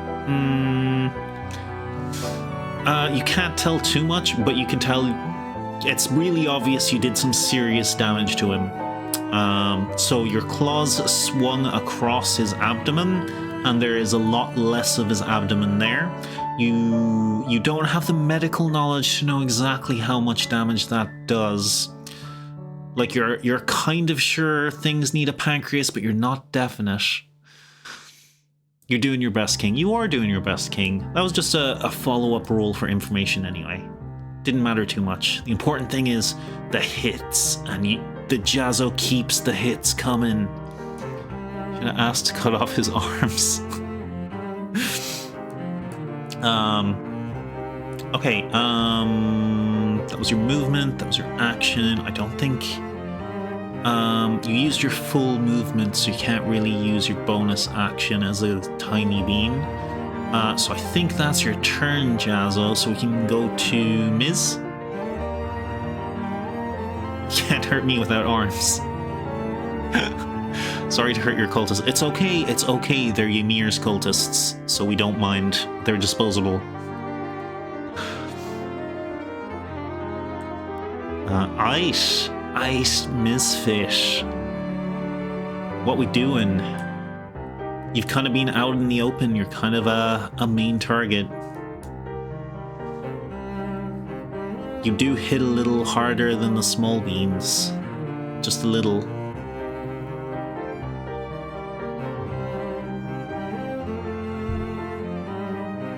Oh, ad break. Oh, are you guys stuck in ad jail? Use my claws at the closest guy. I got multi-attack. I believe you do. You do. Well remembered. I'll put the stats up. Are you stuck in ad jail, Miz? If you are, you can't hear me anyway.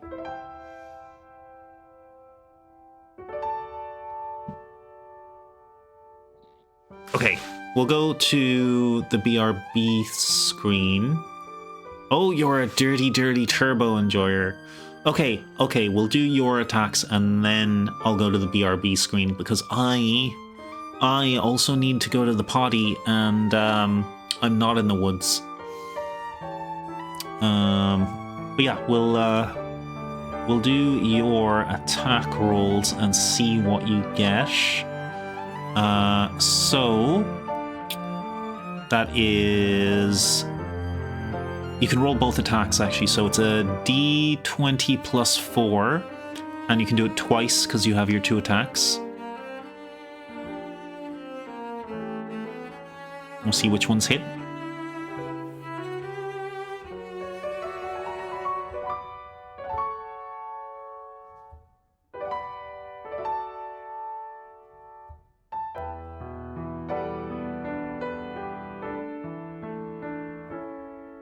Okay, your first attack is a miss, your second attack is a dirty 20, which is a hit.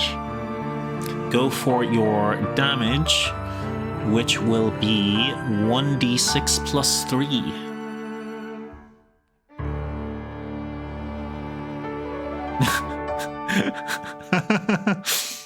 Listen, these are my, let's call them cannon fodder cultists. Honestly, go wild on them. So stressful. I'll pause that music for a second. We'll put on a new track in a sec. 1d6 plus 3, that's a 9. Okay. Bleh. Oh, sorry. Bleh. That is a cannon fodder cultist down. Okay, now we're gonna go to the Mama, I killed a man, put a set of claws to his head, hit his brain and now he's dead. Mama, I'm just a bean. Oh. Now the ads are over, but I still do have to go to the bathroom, so we are going to go to the BRB screen. Amazing improv, amazing. Oh, thank you very much. Thank you, Miz. Just going to pop over here and relaunch the games. Doo-doo-doo-doo. And yeah, I think everyone who's active in chat knows how to play, so work away. I will be right back.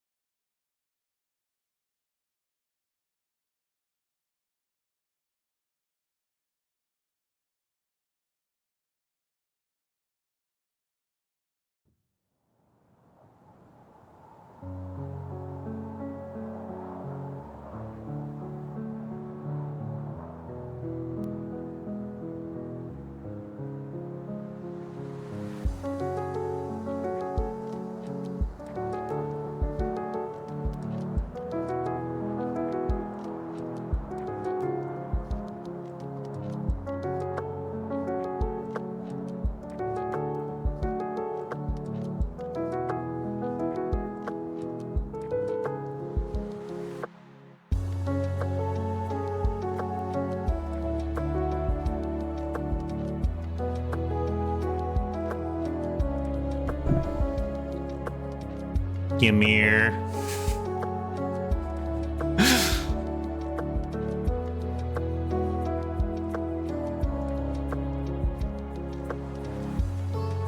Did everyone have a good break? Everyone have a bio break? Hydrated? Taking care of yourselves? You better be taking care of yourselves. Swear to God, if you're not taking care of yourselves.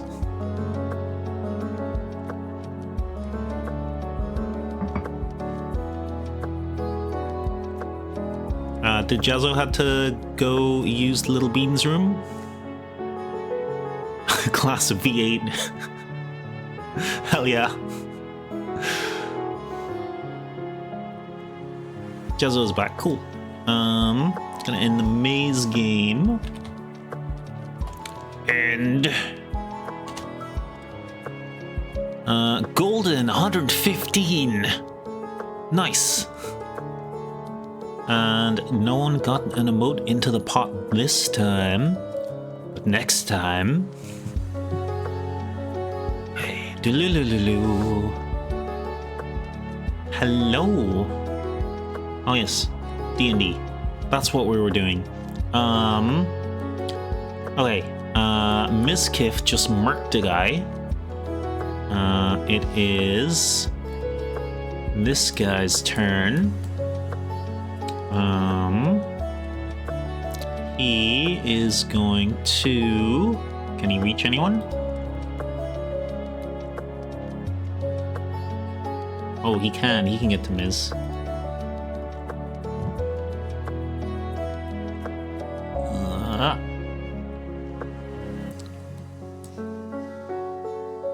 Sorry, Miz. It just happens. You're just lucky you didn't pick a little bean.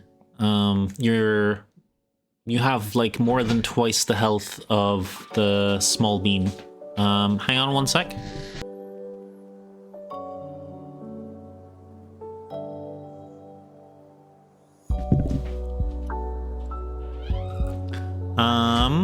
Sorry about that. Someone came to collect my cup. They are going to get me more hydration, which is very nice.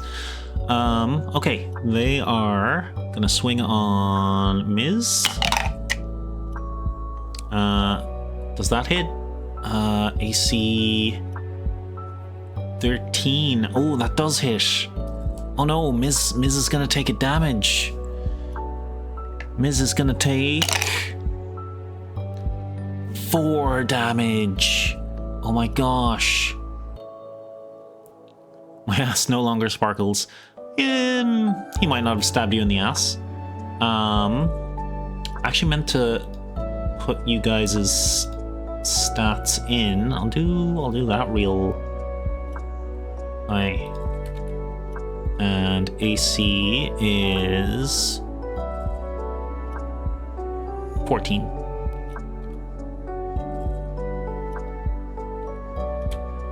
Okay, so 20, 19, 18. There you go.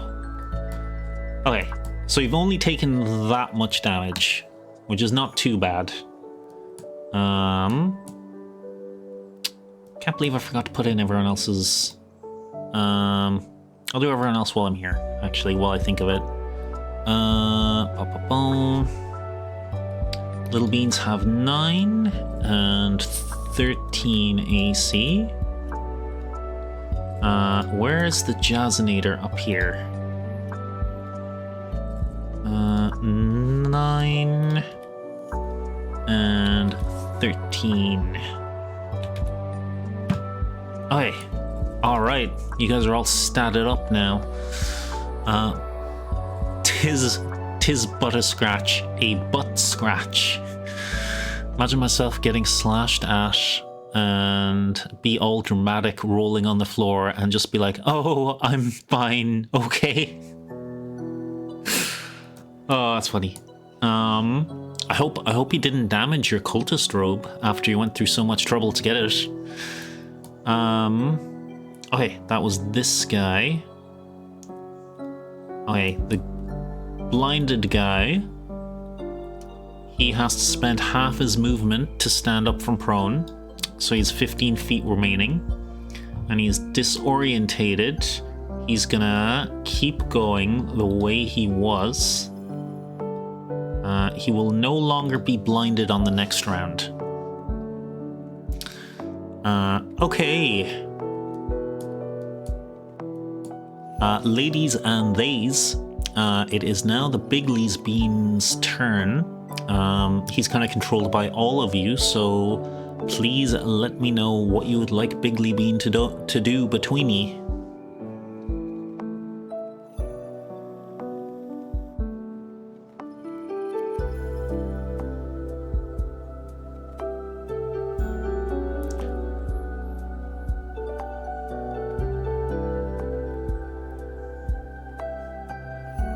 Tear a cultist's arms off and start beating another cultist with them. It's just an option.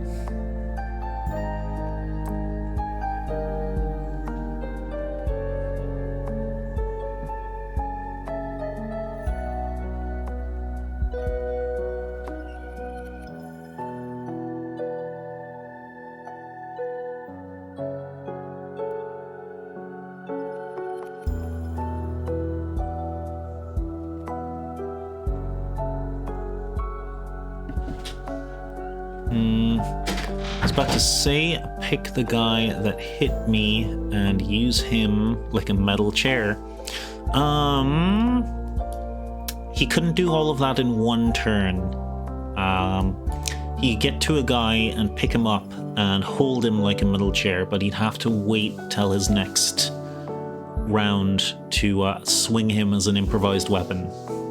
But it is doable, and I won't stop you from doing it.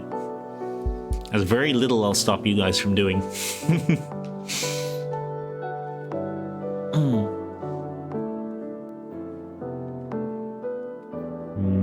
5, 10, 15, 20, 25, 30. You can get next to him as well.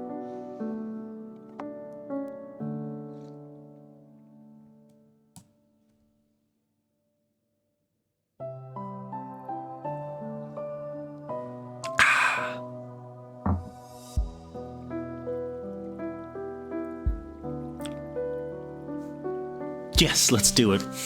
Okay. So Biggly Bean can move to there. Grab this guy, which will be a grapple. He's a brawler. Let's see what his strength is. His strength is +4. So how a grapple works is one of you, Golden or Miz or Jazzo, will roll a strength roll, a grapple check, athletics. So a d20 plus, I just said it a second ago, +4, a d20 +4. And the little cultist he's grabbing will also roll an athletics check, which is a d20 not +4, like very not +4. They actually have a minus.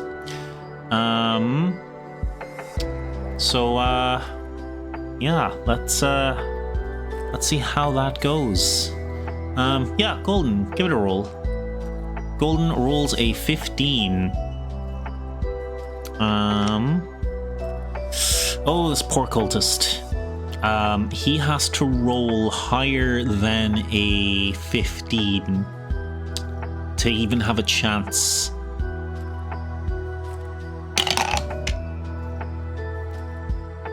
Okay, he rolled a 6 on a dice. So Biggly Bean has come over and has basically picked him up with one hand. We'll say by the head, because that's funny. Unfortunately, that does use his action for this turn. I don't think he has a damaging bonus action, does he?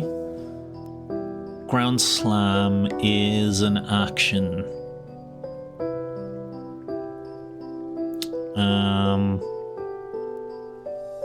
His multi-attack is 2 slams, but he can't swap one out for a grapple.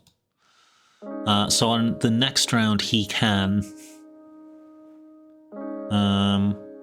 Your water bottle or whatever that was actually genuinely scared the shit out of me. What, like a noise you heard? I don't know what it was. I don't have a water bottle, I have a cup.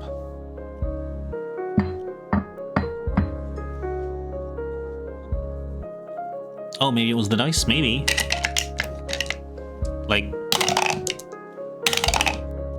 Like that? Oh, I'm sorry I scared the shit out of you. Like, not super sorry, like a little bit sorry. I'm just an ickle baby. You are just an ickle baby. Okay, that's what Biggly Bean can do. If you guys would like to roll another intimidation with him, because the giant bear just picked up one of the cultists by a head, I would let you do that. So it's a flat d20. The DC is lower again. And then next up is Golden's turn.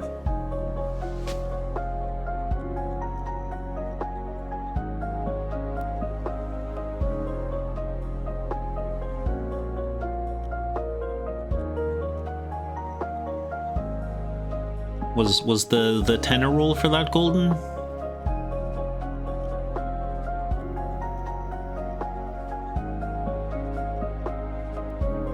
Okay, yeah. This guy, seeing one of his buddies picked up by the head by a gigantic green grizzly bear, he is 60 feet. He cheeses it. Just don't worry about it. He's out of there. He's out of the park. Golden, it is your turn. Spinning deer.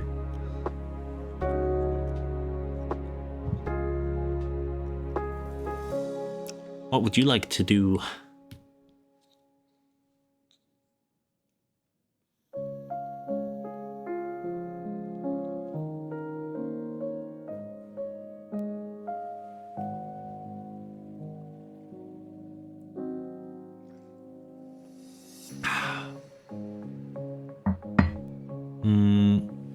Can we charge closer to the door?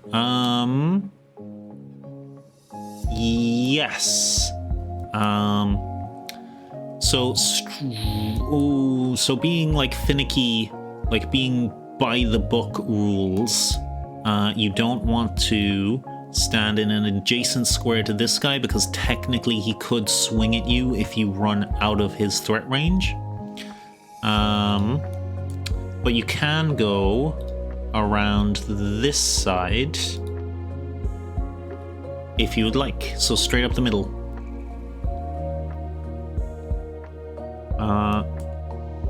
Also, do you want to use your action to go slightly further to get all the way to the front of the table where the other two have seen the buttons?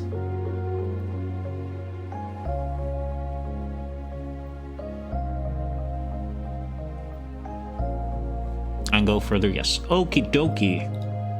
I got you, Golden. I got you. Oh, you come over this side and run around the big bean. And you can get to the front of this big table. You can see the inscription.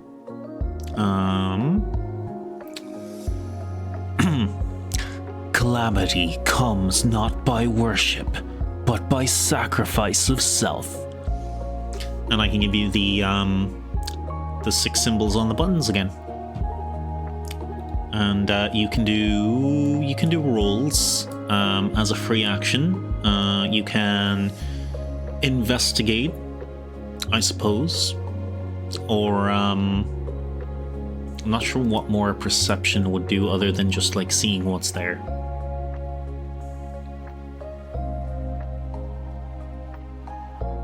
Oh, you could roll an Arcana. Arcana rolls are to figure out magic stuff. Investigation and Arcana are both intelligence rolls, though, which is not a Little Bean's strong point. They are a little bit wise.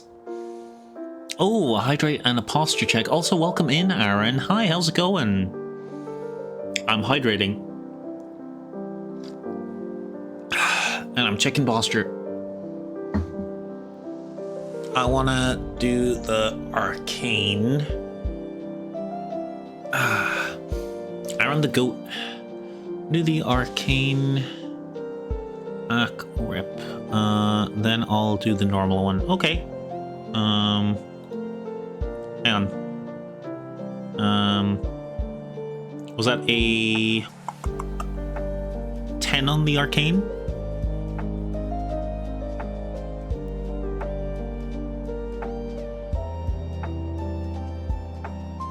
Playing Terraria right now, so gonna lurk around with some hydrates. Thank you very much, Aaron.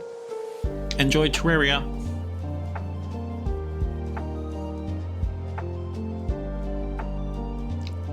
And a 2 on an investigation.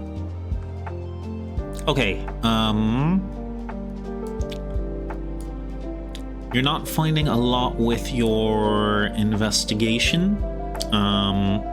What I've pretty much described is what you can find there. There's like 6 buttons and the little bit of text. With the Arcana, with the 10 Arcana, yeah, you can detect magic. On the buttons themselves, it's pretty faint, like a weak spell. Each of the buttons, some of them feel a little different to others. And the magic seems to flow back into the table. I'm holding on. I'm holding on. The 10 was a previous roll? Oh, the 2 is the Arcana. Oh, in that case, you've forgotten what magic is. You've heard of magic, but, you know, who believes in magic? Especially not a small green talking bear, right? Gotcha.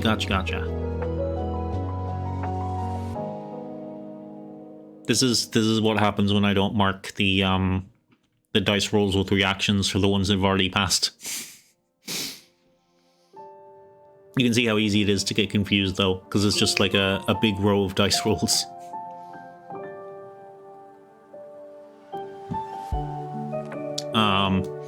Okay.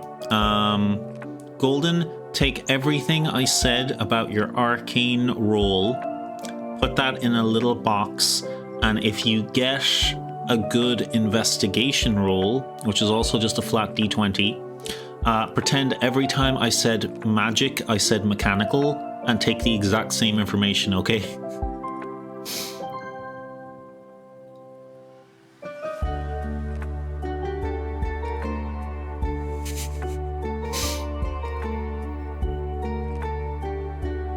That's how we roll.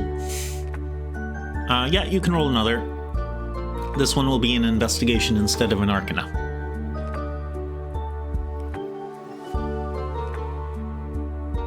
A 10, that's much better. Actually, a 10 is what I thought you had in arcana. So what I said before about swapping magic for mechanical, exactly that. You feel like there's some sort of mechanical mechanism inside connected to the door. It's probably powered by magic, but who cares about magic stuff? Let's see. You can see that there's a slight scorch mark on the flame symbol, and you can see that the crown is a little bit worn. I'll tell you what the buttons are again as well if you'd like.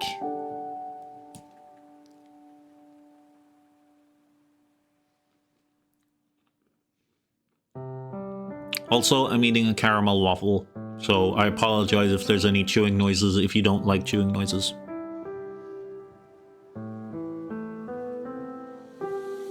Fire crown must be vital then to the pattern, perhaps so.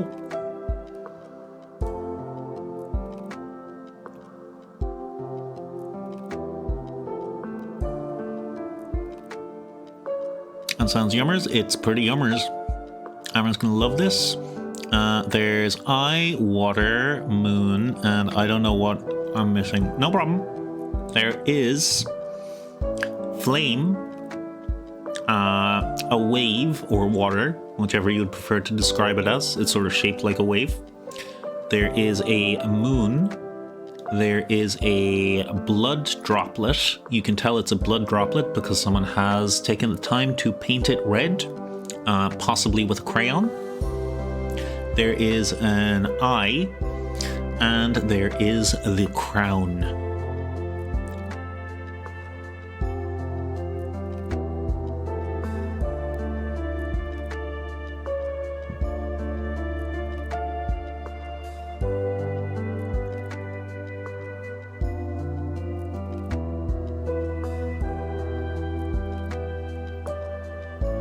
Okay, so not the blood one.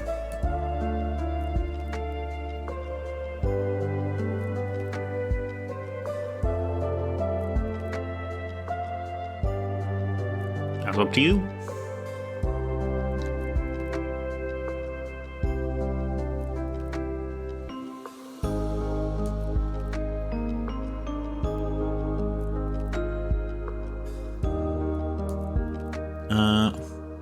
There must be some sort of hint to the pattern elsewhere, maybe? Maybe so. I think I want to try pressing the fire, then water.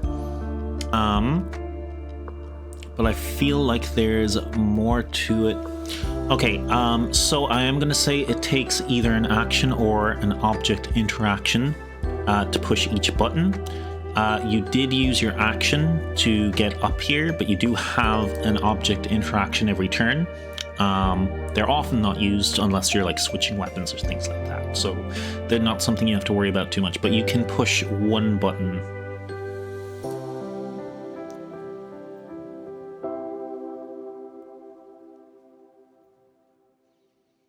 If fire or water is your preference. I'll push the fire one. Okay. Golden, please give me a dexterity saving throw. Which is a d20 plus 2.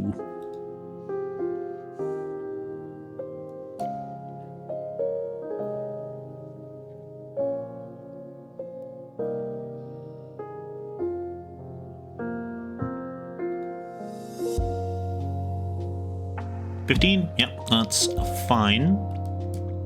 So you push the button and the heat makes you sort of as an instinctual reaction pull your hand back as there is a plume of flame around the button.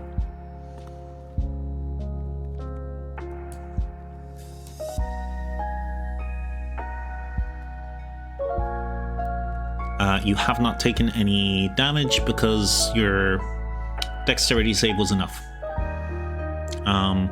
If you want to miss it, you can say you did a backflip away from the flame.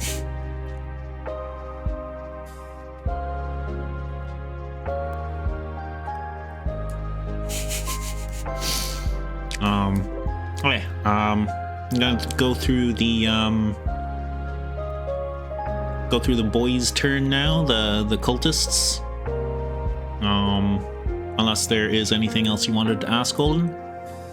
I can start going through their turns, and you can let me know also. Okay, that is a doornail. You are up there with Jazzo. You're probably gonna try to fight back. Nope, you can proceed. Okie dokie. Thank you, Golden.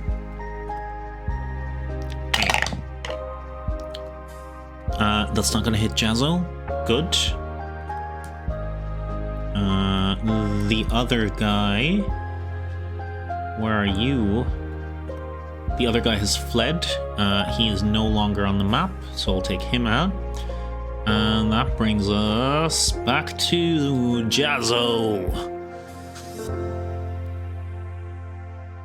Dang, this guy sucks. I mean, he swung at you and missed.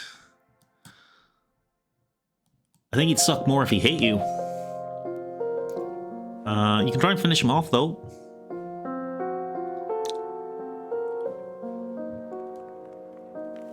There'll be your stats.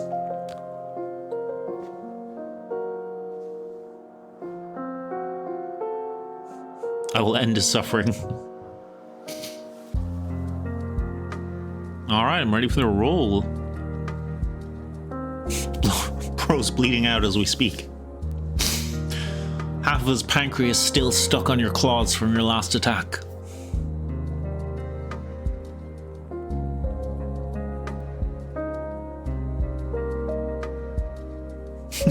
Yikes.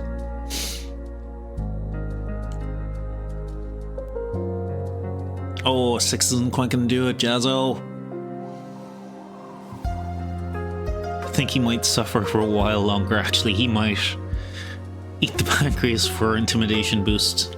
I'll let you do it as an object interaction.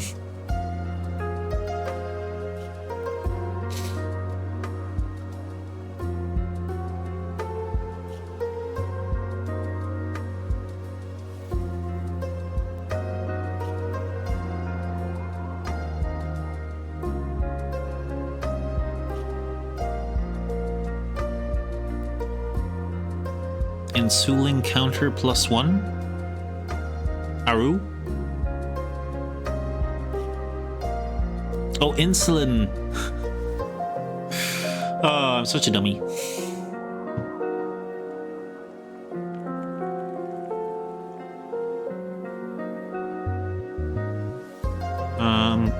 Don't do anything else, Jazzo. As a small bean, you can bonus action disengage, which means you can get away. What actions can I do? There you go. Yeah, so you have a bonus action called Nimble Escape, which means that basically you can use your bonus action and you can run away without them getting attacks of opportunity. Because when you just run away from someone, they get a chance to hit you. A disengage sort of prevents that.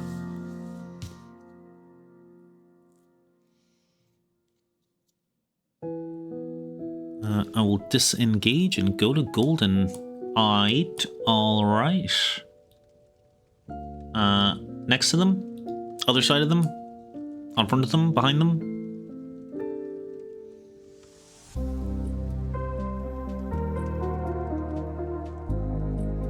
On their shoulders, so you have like a double small beam? Whichever. Not too worried then. Okie dokie. Ms.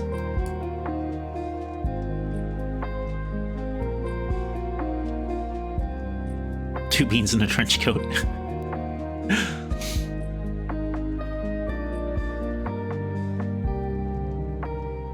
Aight. So Big Bro just picked up your man by the head. And this poor fool will be blinded for, like, basically until his last round. I'm gonna kill that last guy there. Blinded guy or guy Big Bro has.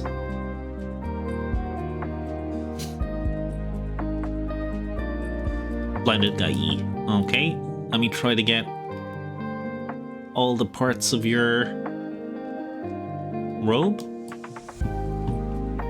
All right. Go for the swings, Ms.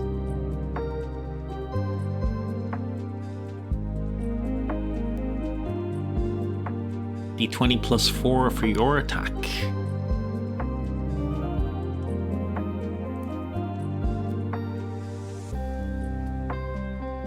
$19, $23.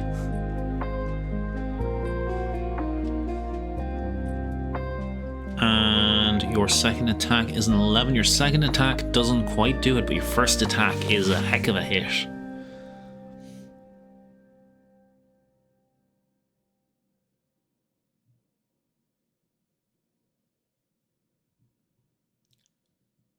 Oh, nearly max damage.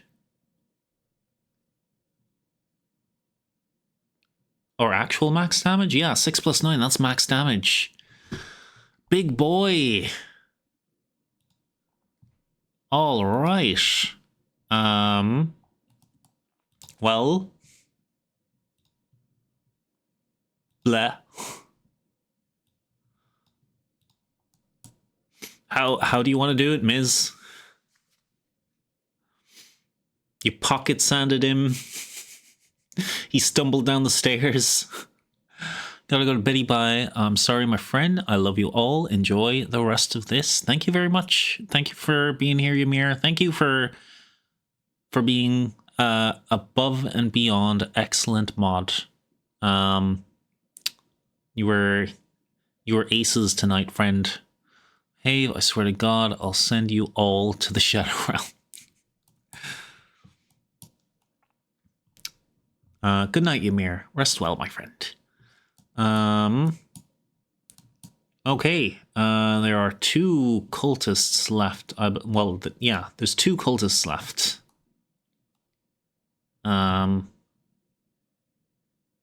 Apologize for hurting your cultists. It's fine. It's fine. He's got plenty more cultists where they came from. Sleep well, sweet prince. Okay. Ms. did an evisceration. This guy I suppose he'll try to escape.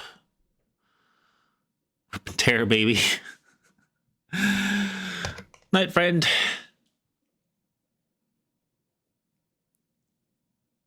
There is a sacrifice table. That's true. It does look kind of like a sacrifice table. Not gonna lie. Okay, he is going to try to escape from Big Brother. If I can get one of you to do a athletics check to stop him from escaping the Bigly Bear's grasp. So that'll be a D20 plus 4, whoever wants to roll it. And I will tell you if it is... Huh. A whole 7. I guess he escapes. Like, not impressively, he just kind of, like, wiggles out of it.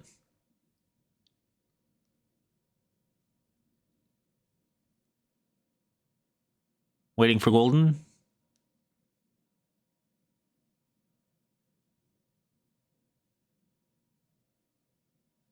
What am I waiting for, Golden?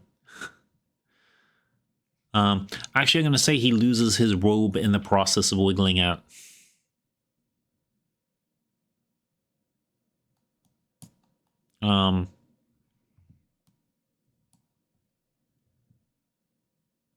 Never mind, nothing.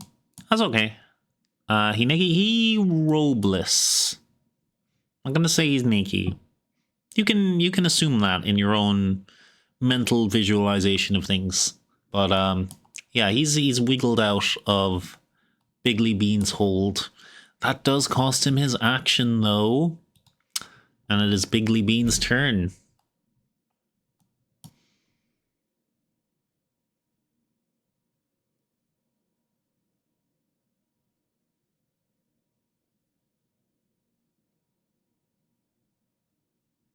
Also, just to let you guys know, this did take way longer than expected. That is not a bad thing because I think we've had a lot of fun. So what I'll do is we'll finish up the combat. I'll let you guys fiddle with the door for a bit to see if you figure it out. And we'll call it there and we can pick it up next week. If that sounds good to everyone.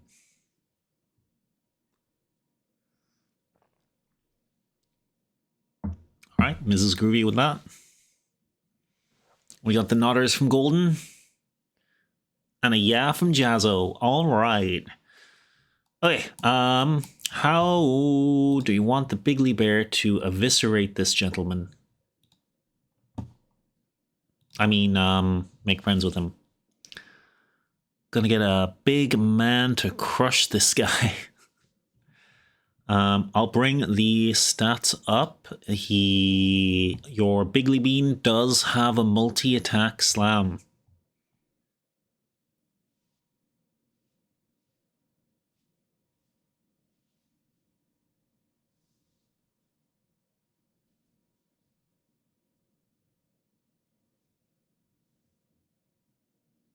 Crush the bones. All right. Who wants to roll it? Or do two of you want to roll the 2 attacks? Excuse me.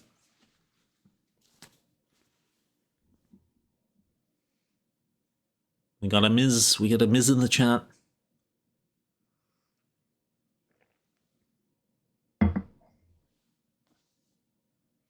One each sounds fun. Okie dokie.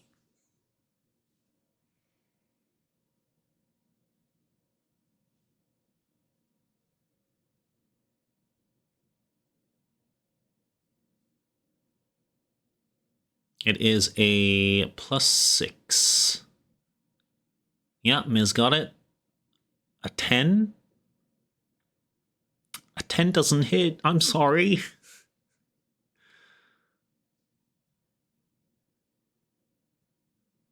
Rip. Still 1 attack left. Jazzo and Golden, it's up to you. Who wants to roll another attack?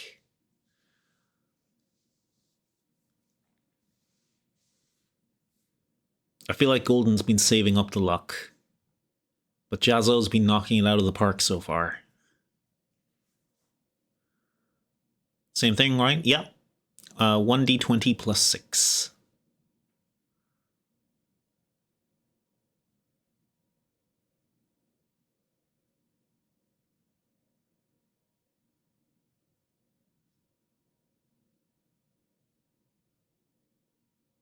Oh, an 8 also isn't enough. I'm sorry.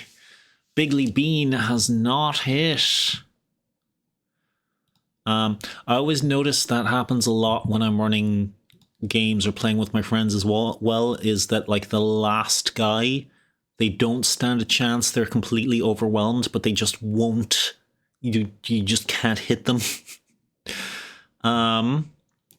Golden.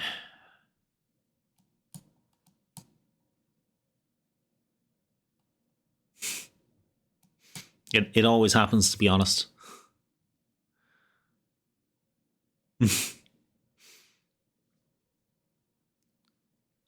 Golden, what do you want to do?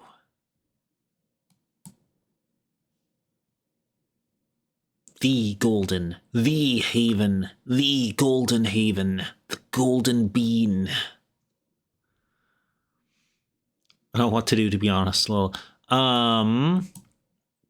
you can press more buttons. You can use a ranged attack on the remaining cultist. You have a sling or dart.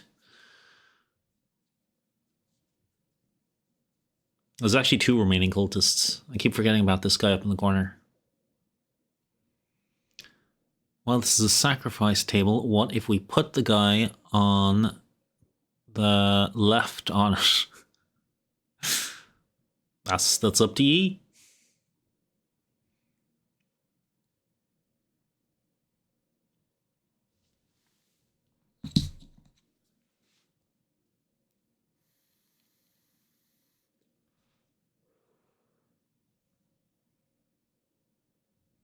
Okay, I want to push the crown button, but then I cannot do what Jazzo said to.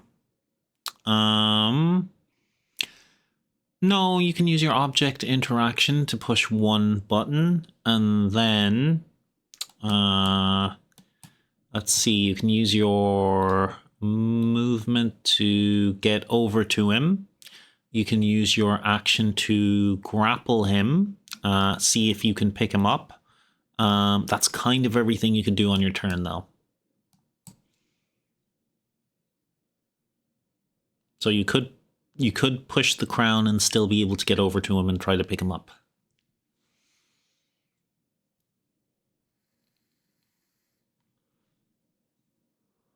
Okay. You push in the crown. There is a clicking noise, but nothing else seems to happen. As you remove your paw, the button just seems to reset. So there was nothing bad happened, but nothing else happened.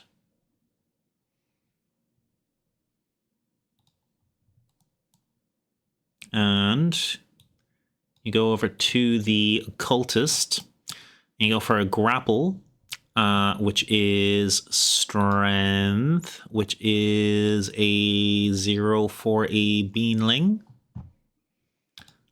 So fire and crown do nothing. When Golden pressed the flyer? That was flyer? Where'd that come from? When Golden pressed the fire, there was a plume of fire that came up. When Golden pressed the crown, there was some sort of click, some sort of mechanism, but it didn't seem to make anything happen.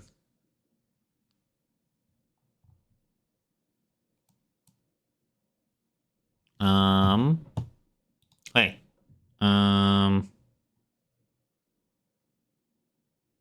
That was the Bigly Bean attack.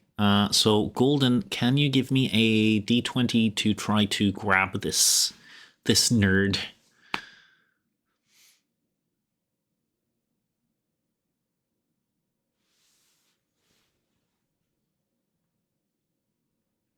17. Let me roll his counter. Yeah, don't worry about it. Okay. So you run over, reach out your pawsies, grab this fool, and pick him up. You are out of movement, so you can't really do much else, but you are holding him over your head. His legs kind of wiggle a little bit, not far off the ground, because you are actually quite ickle. Okay. Next is his turn. What would he do?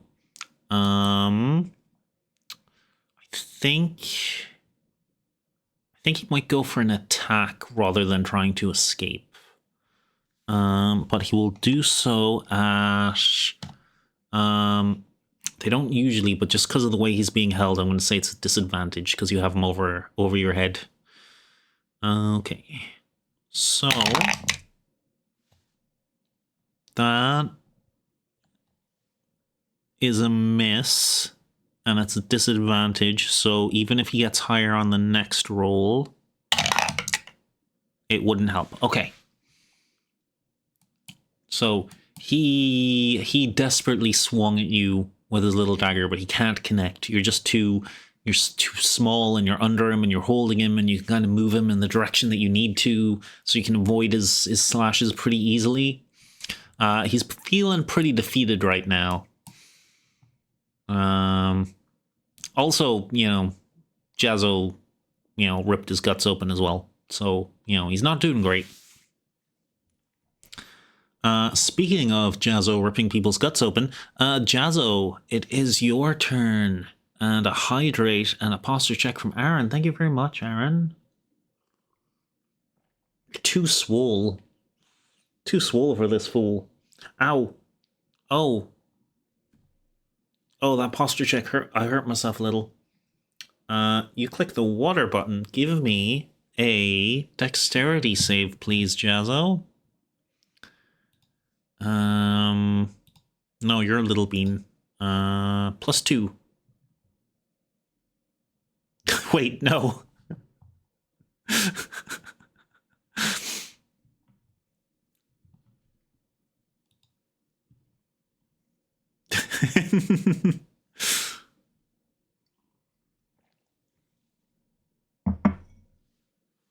No takesies backsies. Can I see if the door might just be open already? You definitely can after you give me that dex save.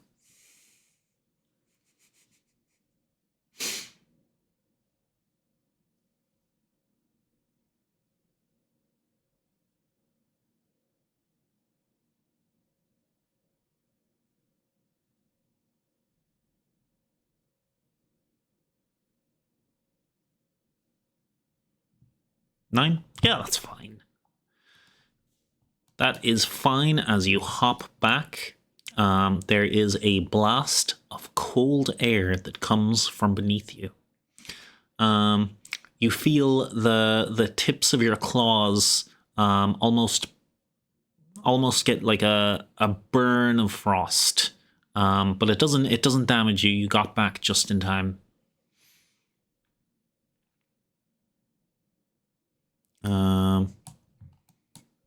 So, good deck save. Okay, so you go over to the door to have a looky-loo, yes. And on inspection, yeah, it's a really big, heavy stone. Essentially, they're just like walls that seem to slide out of place by some mechanism within them on the inside. You definitely don't think you can brute force it open. Even the big Lebeeden probably can't just move these doors out of the way. But you definitely feel like it is connected to those buttons on the pillar in some way.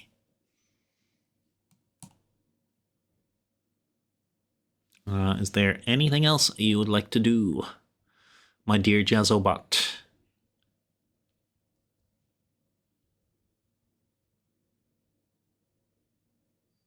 Can I still investigate? Yes. You can roll an investigation if you'd like.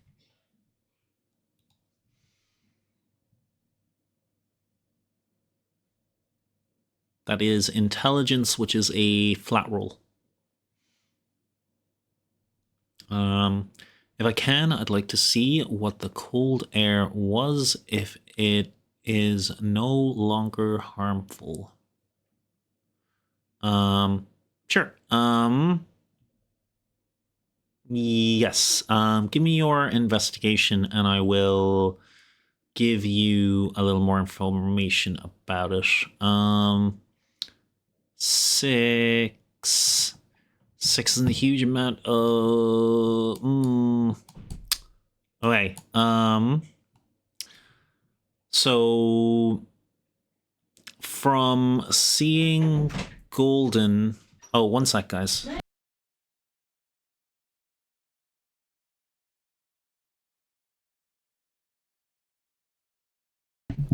Okay, sorry about that. So from seeing what happened with Golden pushing the flame button and what happened when you pressed the cold button, it seems like those buttons both cast spells of some kind. You're pretty sure of that. So essentially, push button spell happens. You did notice when the crown was pushed, there wasn't a spell cast. It was something mechanical that happened inside of the table. Does that help any?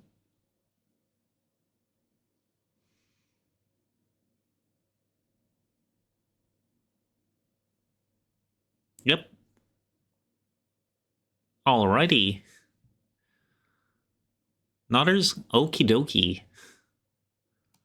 I never know how well puzzles will go in games until the puzzle actually happens, and then there's like a sense of dread when it's not figured out really quickly. That's like, oh no, I've made the puzzle too complicated. Do the buttons reset after one pushes? Yes, they seem to.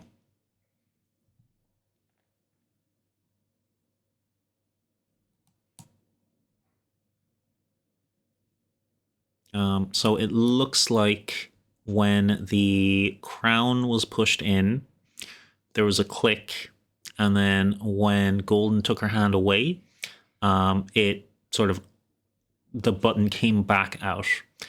When the fire and the water buttons were pushed, they also seem to reset. So it does look like if you pushed them again, whatever happened, the same thing would happen.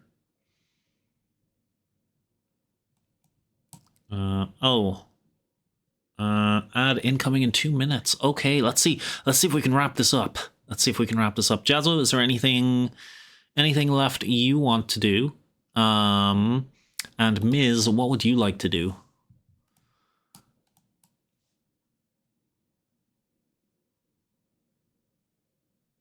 All done? Perfect, Jazzo. I think that was a good turn. I think you picked up some info. Finish off the naked guy. All right. Roll me your multi-attack, Ms.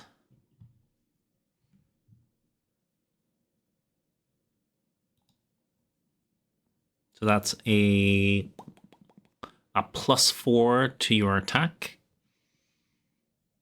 And it is a d6 plus 3. Up.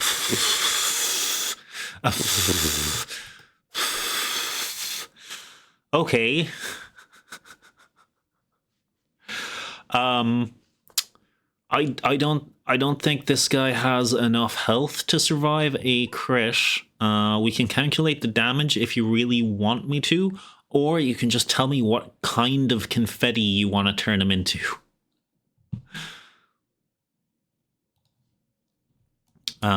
Because he's toast.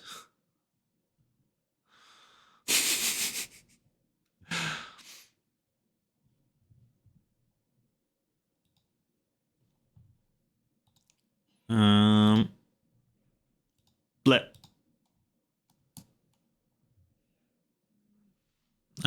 To save time, man has become just a spray of blood. Didn't even get to see me move. He just exploded. Gotcha, gotcha. Pink mist. Pink mist. The Bigly Bear kind of wipes his nose because he's got some cultist in there now. Like, ugh. Ugh. Okay. There's only one active cultist left. Ms., any movement?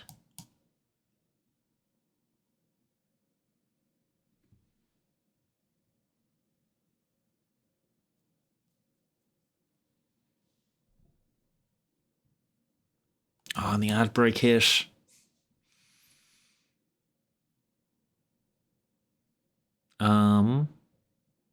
I think Jazzo's the only one in ad jail right now, so we should be okay for a minute because Jazzo is the other end of the go order. So let's see if there's like a hint or something to the button puzzle. Sure. Are you headed up towards the table then?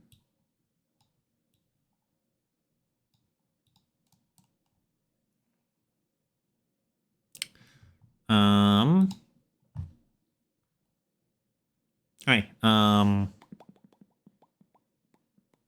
What hints can I give you guys? You kind of just have to try different things, really. So the text on it was calamity comes not by worship, but by sacrifice of self. And then, you have the symbol for the buttons. I'll go up there unless I can search the corpses. Of course you can search the corpses. Of course you can, Ms. It'll probably be a little bit faster if you're out of initiative, though. Also, I don't think any of you... I think it was just Namiya playing last week, but there are some crates spread around that look a little bit familiar. A couple of crates from the dungeon that had stuff in them. Ooh. Ooh. Maybe like some sort of dungeon implements or equipment might be in there. Some rewards. Didn't even see the boxes. Oh, they were very stealthily and carefully placed to fit right into the map. Gonna break the heck out of one. Okie dokie. But I'm gonna let you guys all right. Gonna let you guys finish off the cultists and mess with the puzzle, and like maybe in the Discord in chat, I'll give you what you find in the boxes if that sounds good. I can put it in the D&D live scenario chat.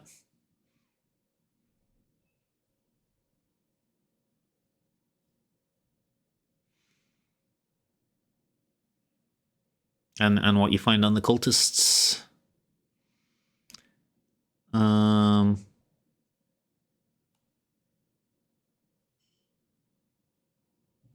What else was there?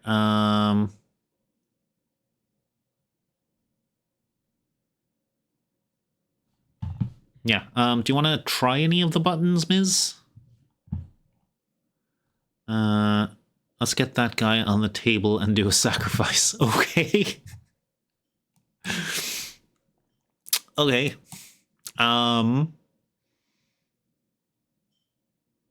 I feel like the pattern may involve the blood symbol, even though I thought it was debate because of the crayons.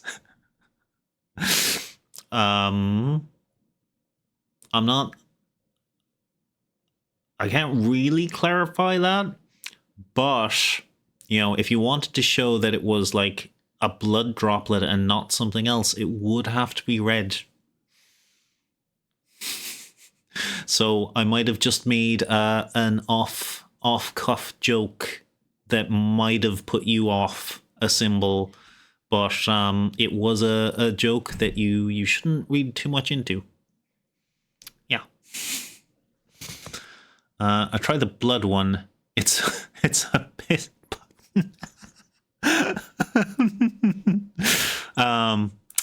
Yeah, maybe it was yellow under the red. Sure, you push in the blood drop shaped button mitts, and there is a little click, and as you take your paw away, nothing seems to happen. The button just comes back out in a second.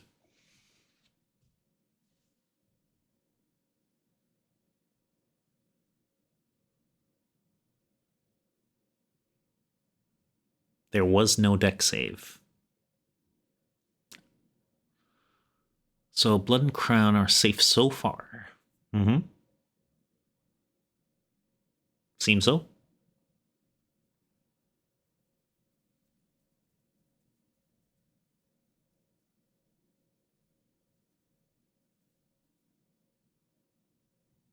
I'll go on to the...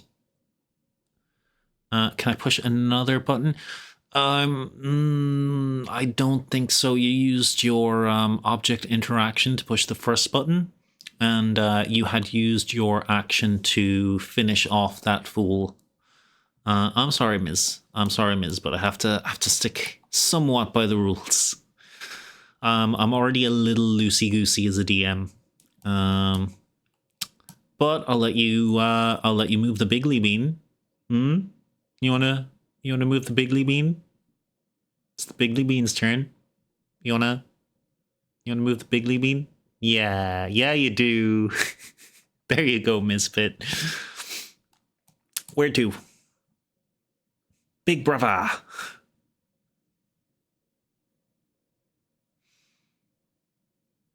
Oh, our music stopped. There we go. Wait, not that one. That one. Get him over here and push the last button. All right. What's the last button? The eye? Let me just double check. Push the fire, you push the wave, you haven't pushed the moon, you pushed the blood drop, you haven't pushed the eye, and then there's the crown. Moon and eye. Okay. Which one do you want him to push?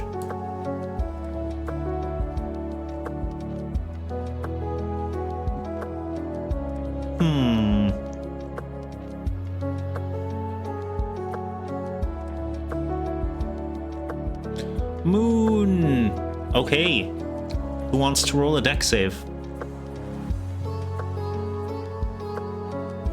Which is just a flat roll.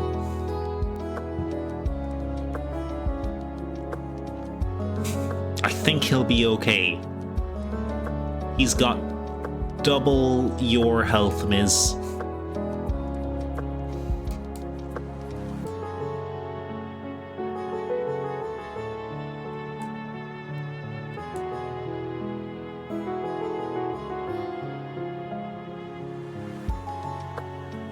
You can roll 2.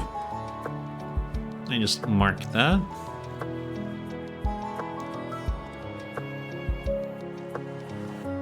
$12, absolutely fine.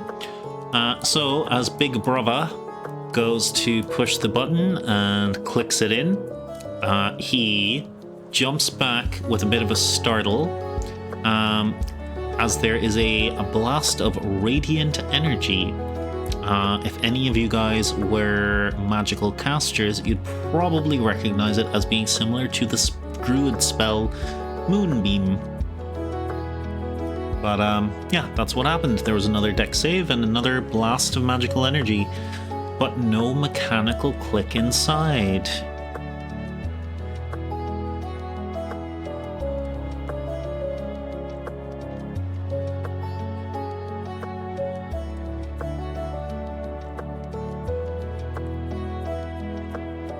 Okie.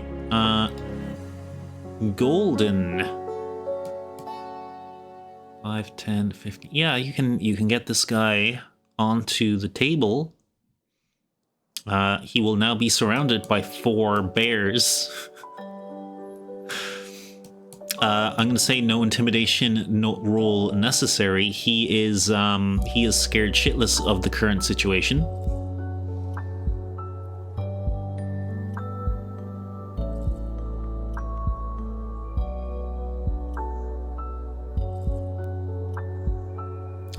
Let's throw this fool. My arms be sore.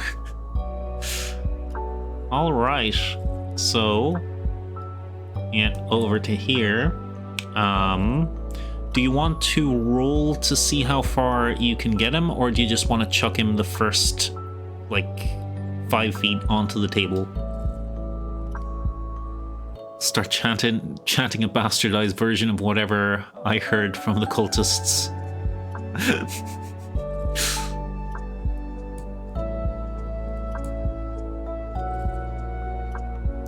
Let's chuck him on the table. All right. Badoof. Okay, he is prone on the table. It is his turn next.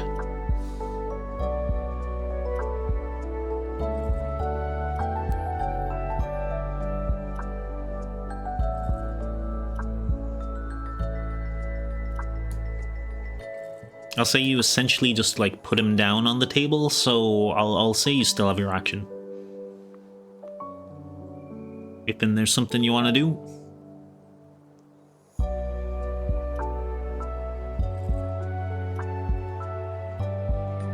Remember, he has taken 4 damage already.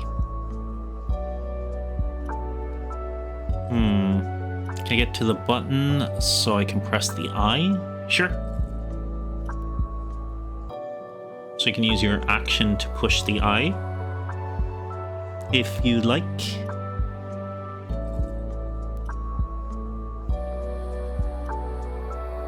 Yeah. Okay, give me a dexterity saving throw, please. Which will be a d20 plus 2.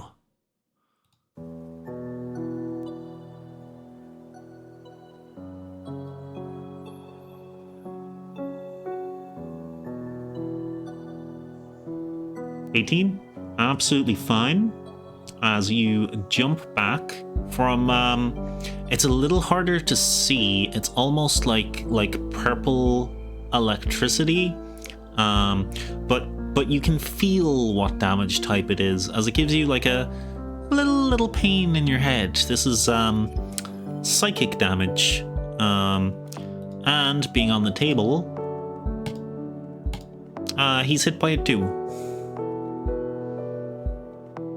He had 3 health.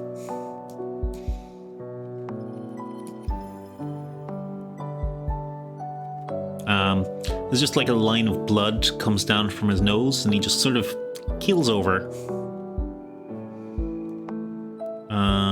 Okay, so you have tried individually each of the buttons. What would you like to do next? You are out of initiative. To move the turn order over here. Here? Yeah.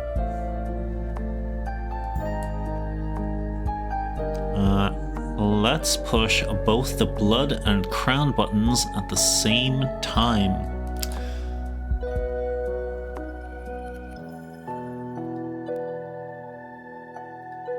Who wants to be the button pushers for that?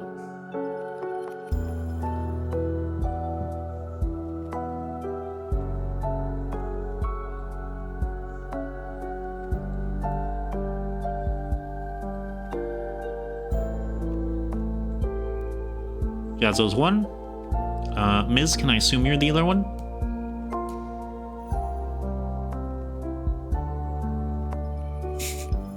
Go for it, Jazzo! Go for it, Jazzo! I can push E. Okay.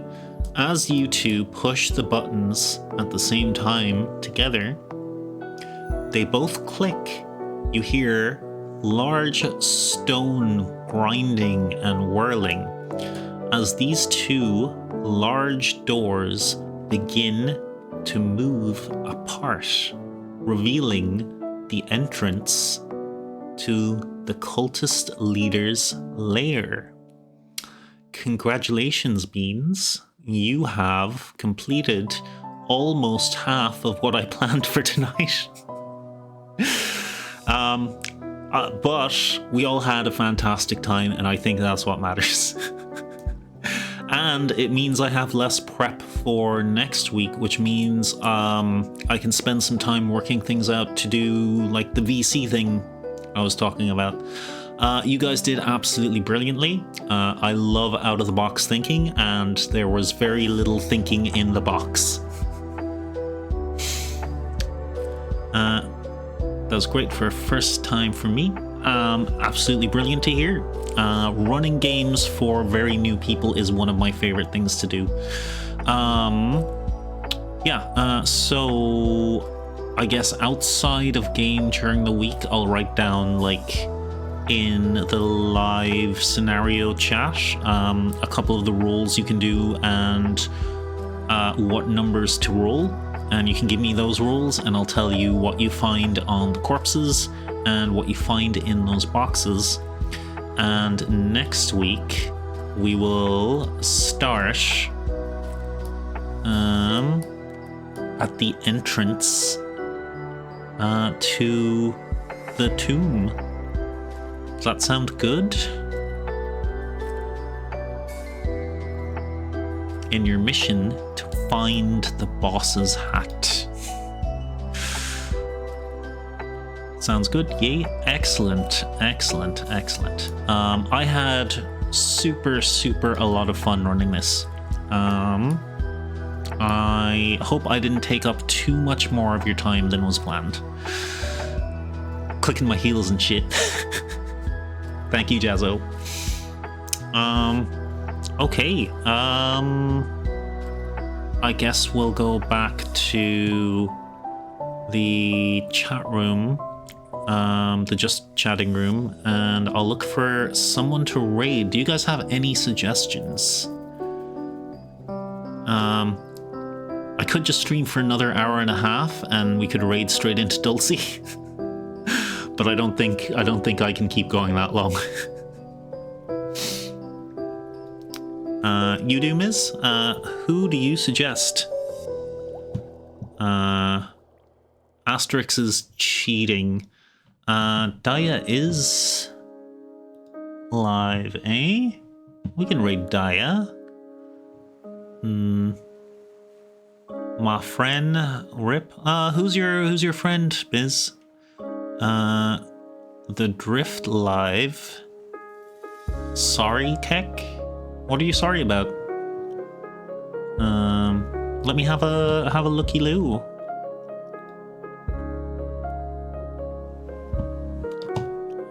For the link? Oh, the link was auto-stopped. Oh, don't worry about it. I actually want to turn that off or change the settings on that. She's currently playing Peak. Playing Peak. Love Peak.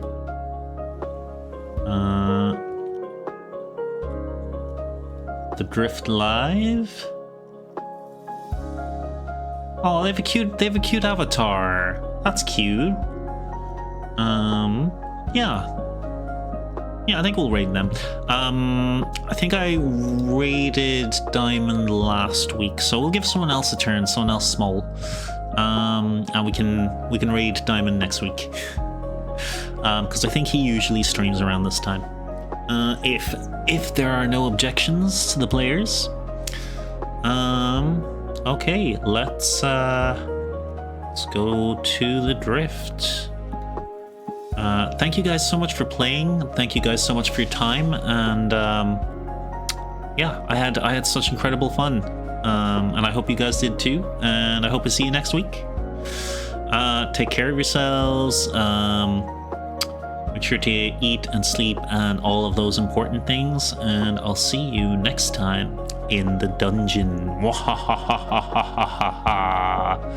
Wahahaha. Or the VC if I sort out things before then. Bye.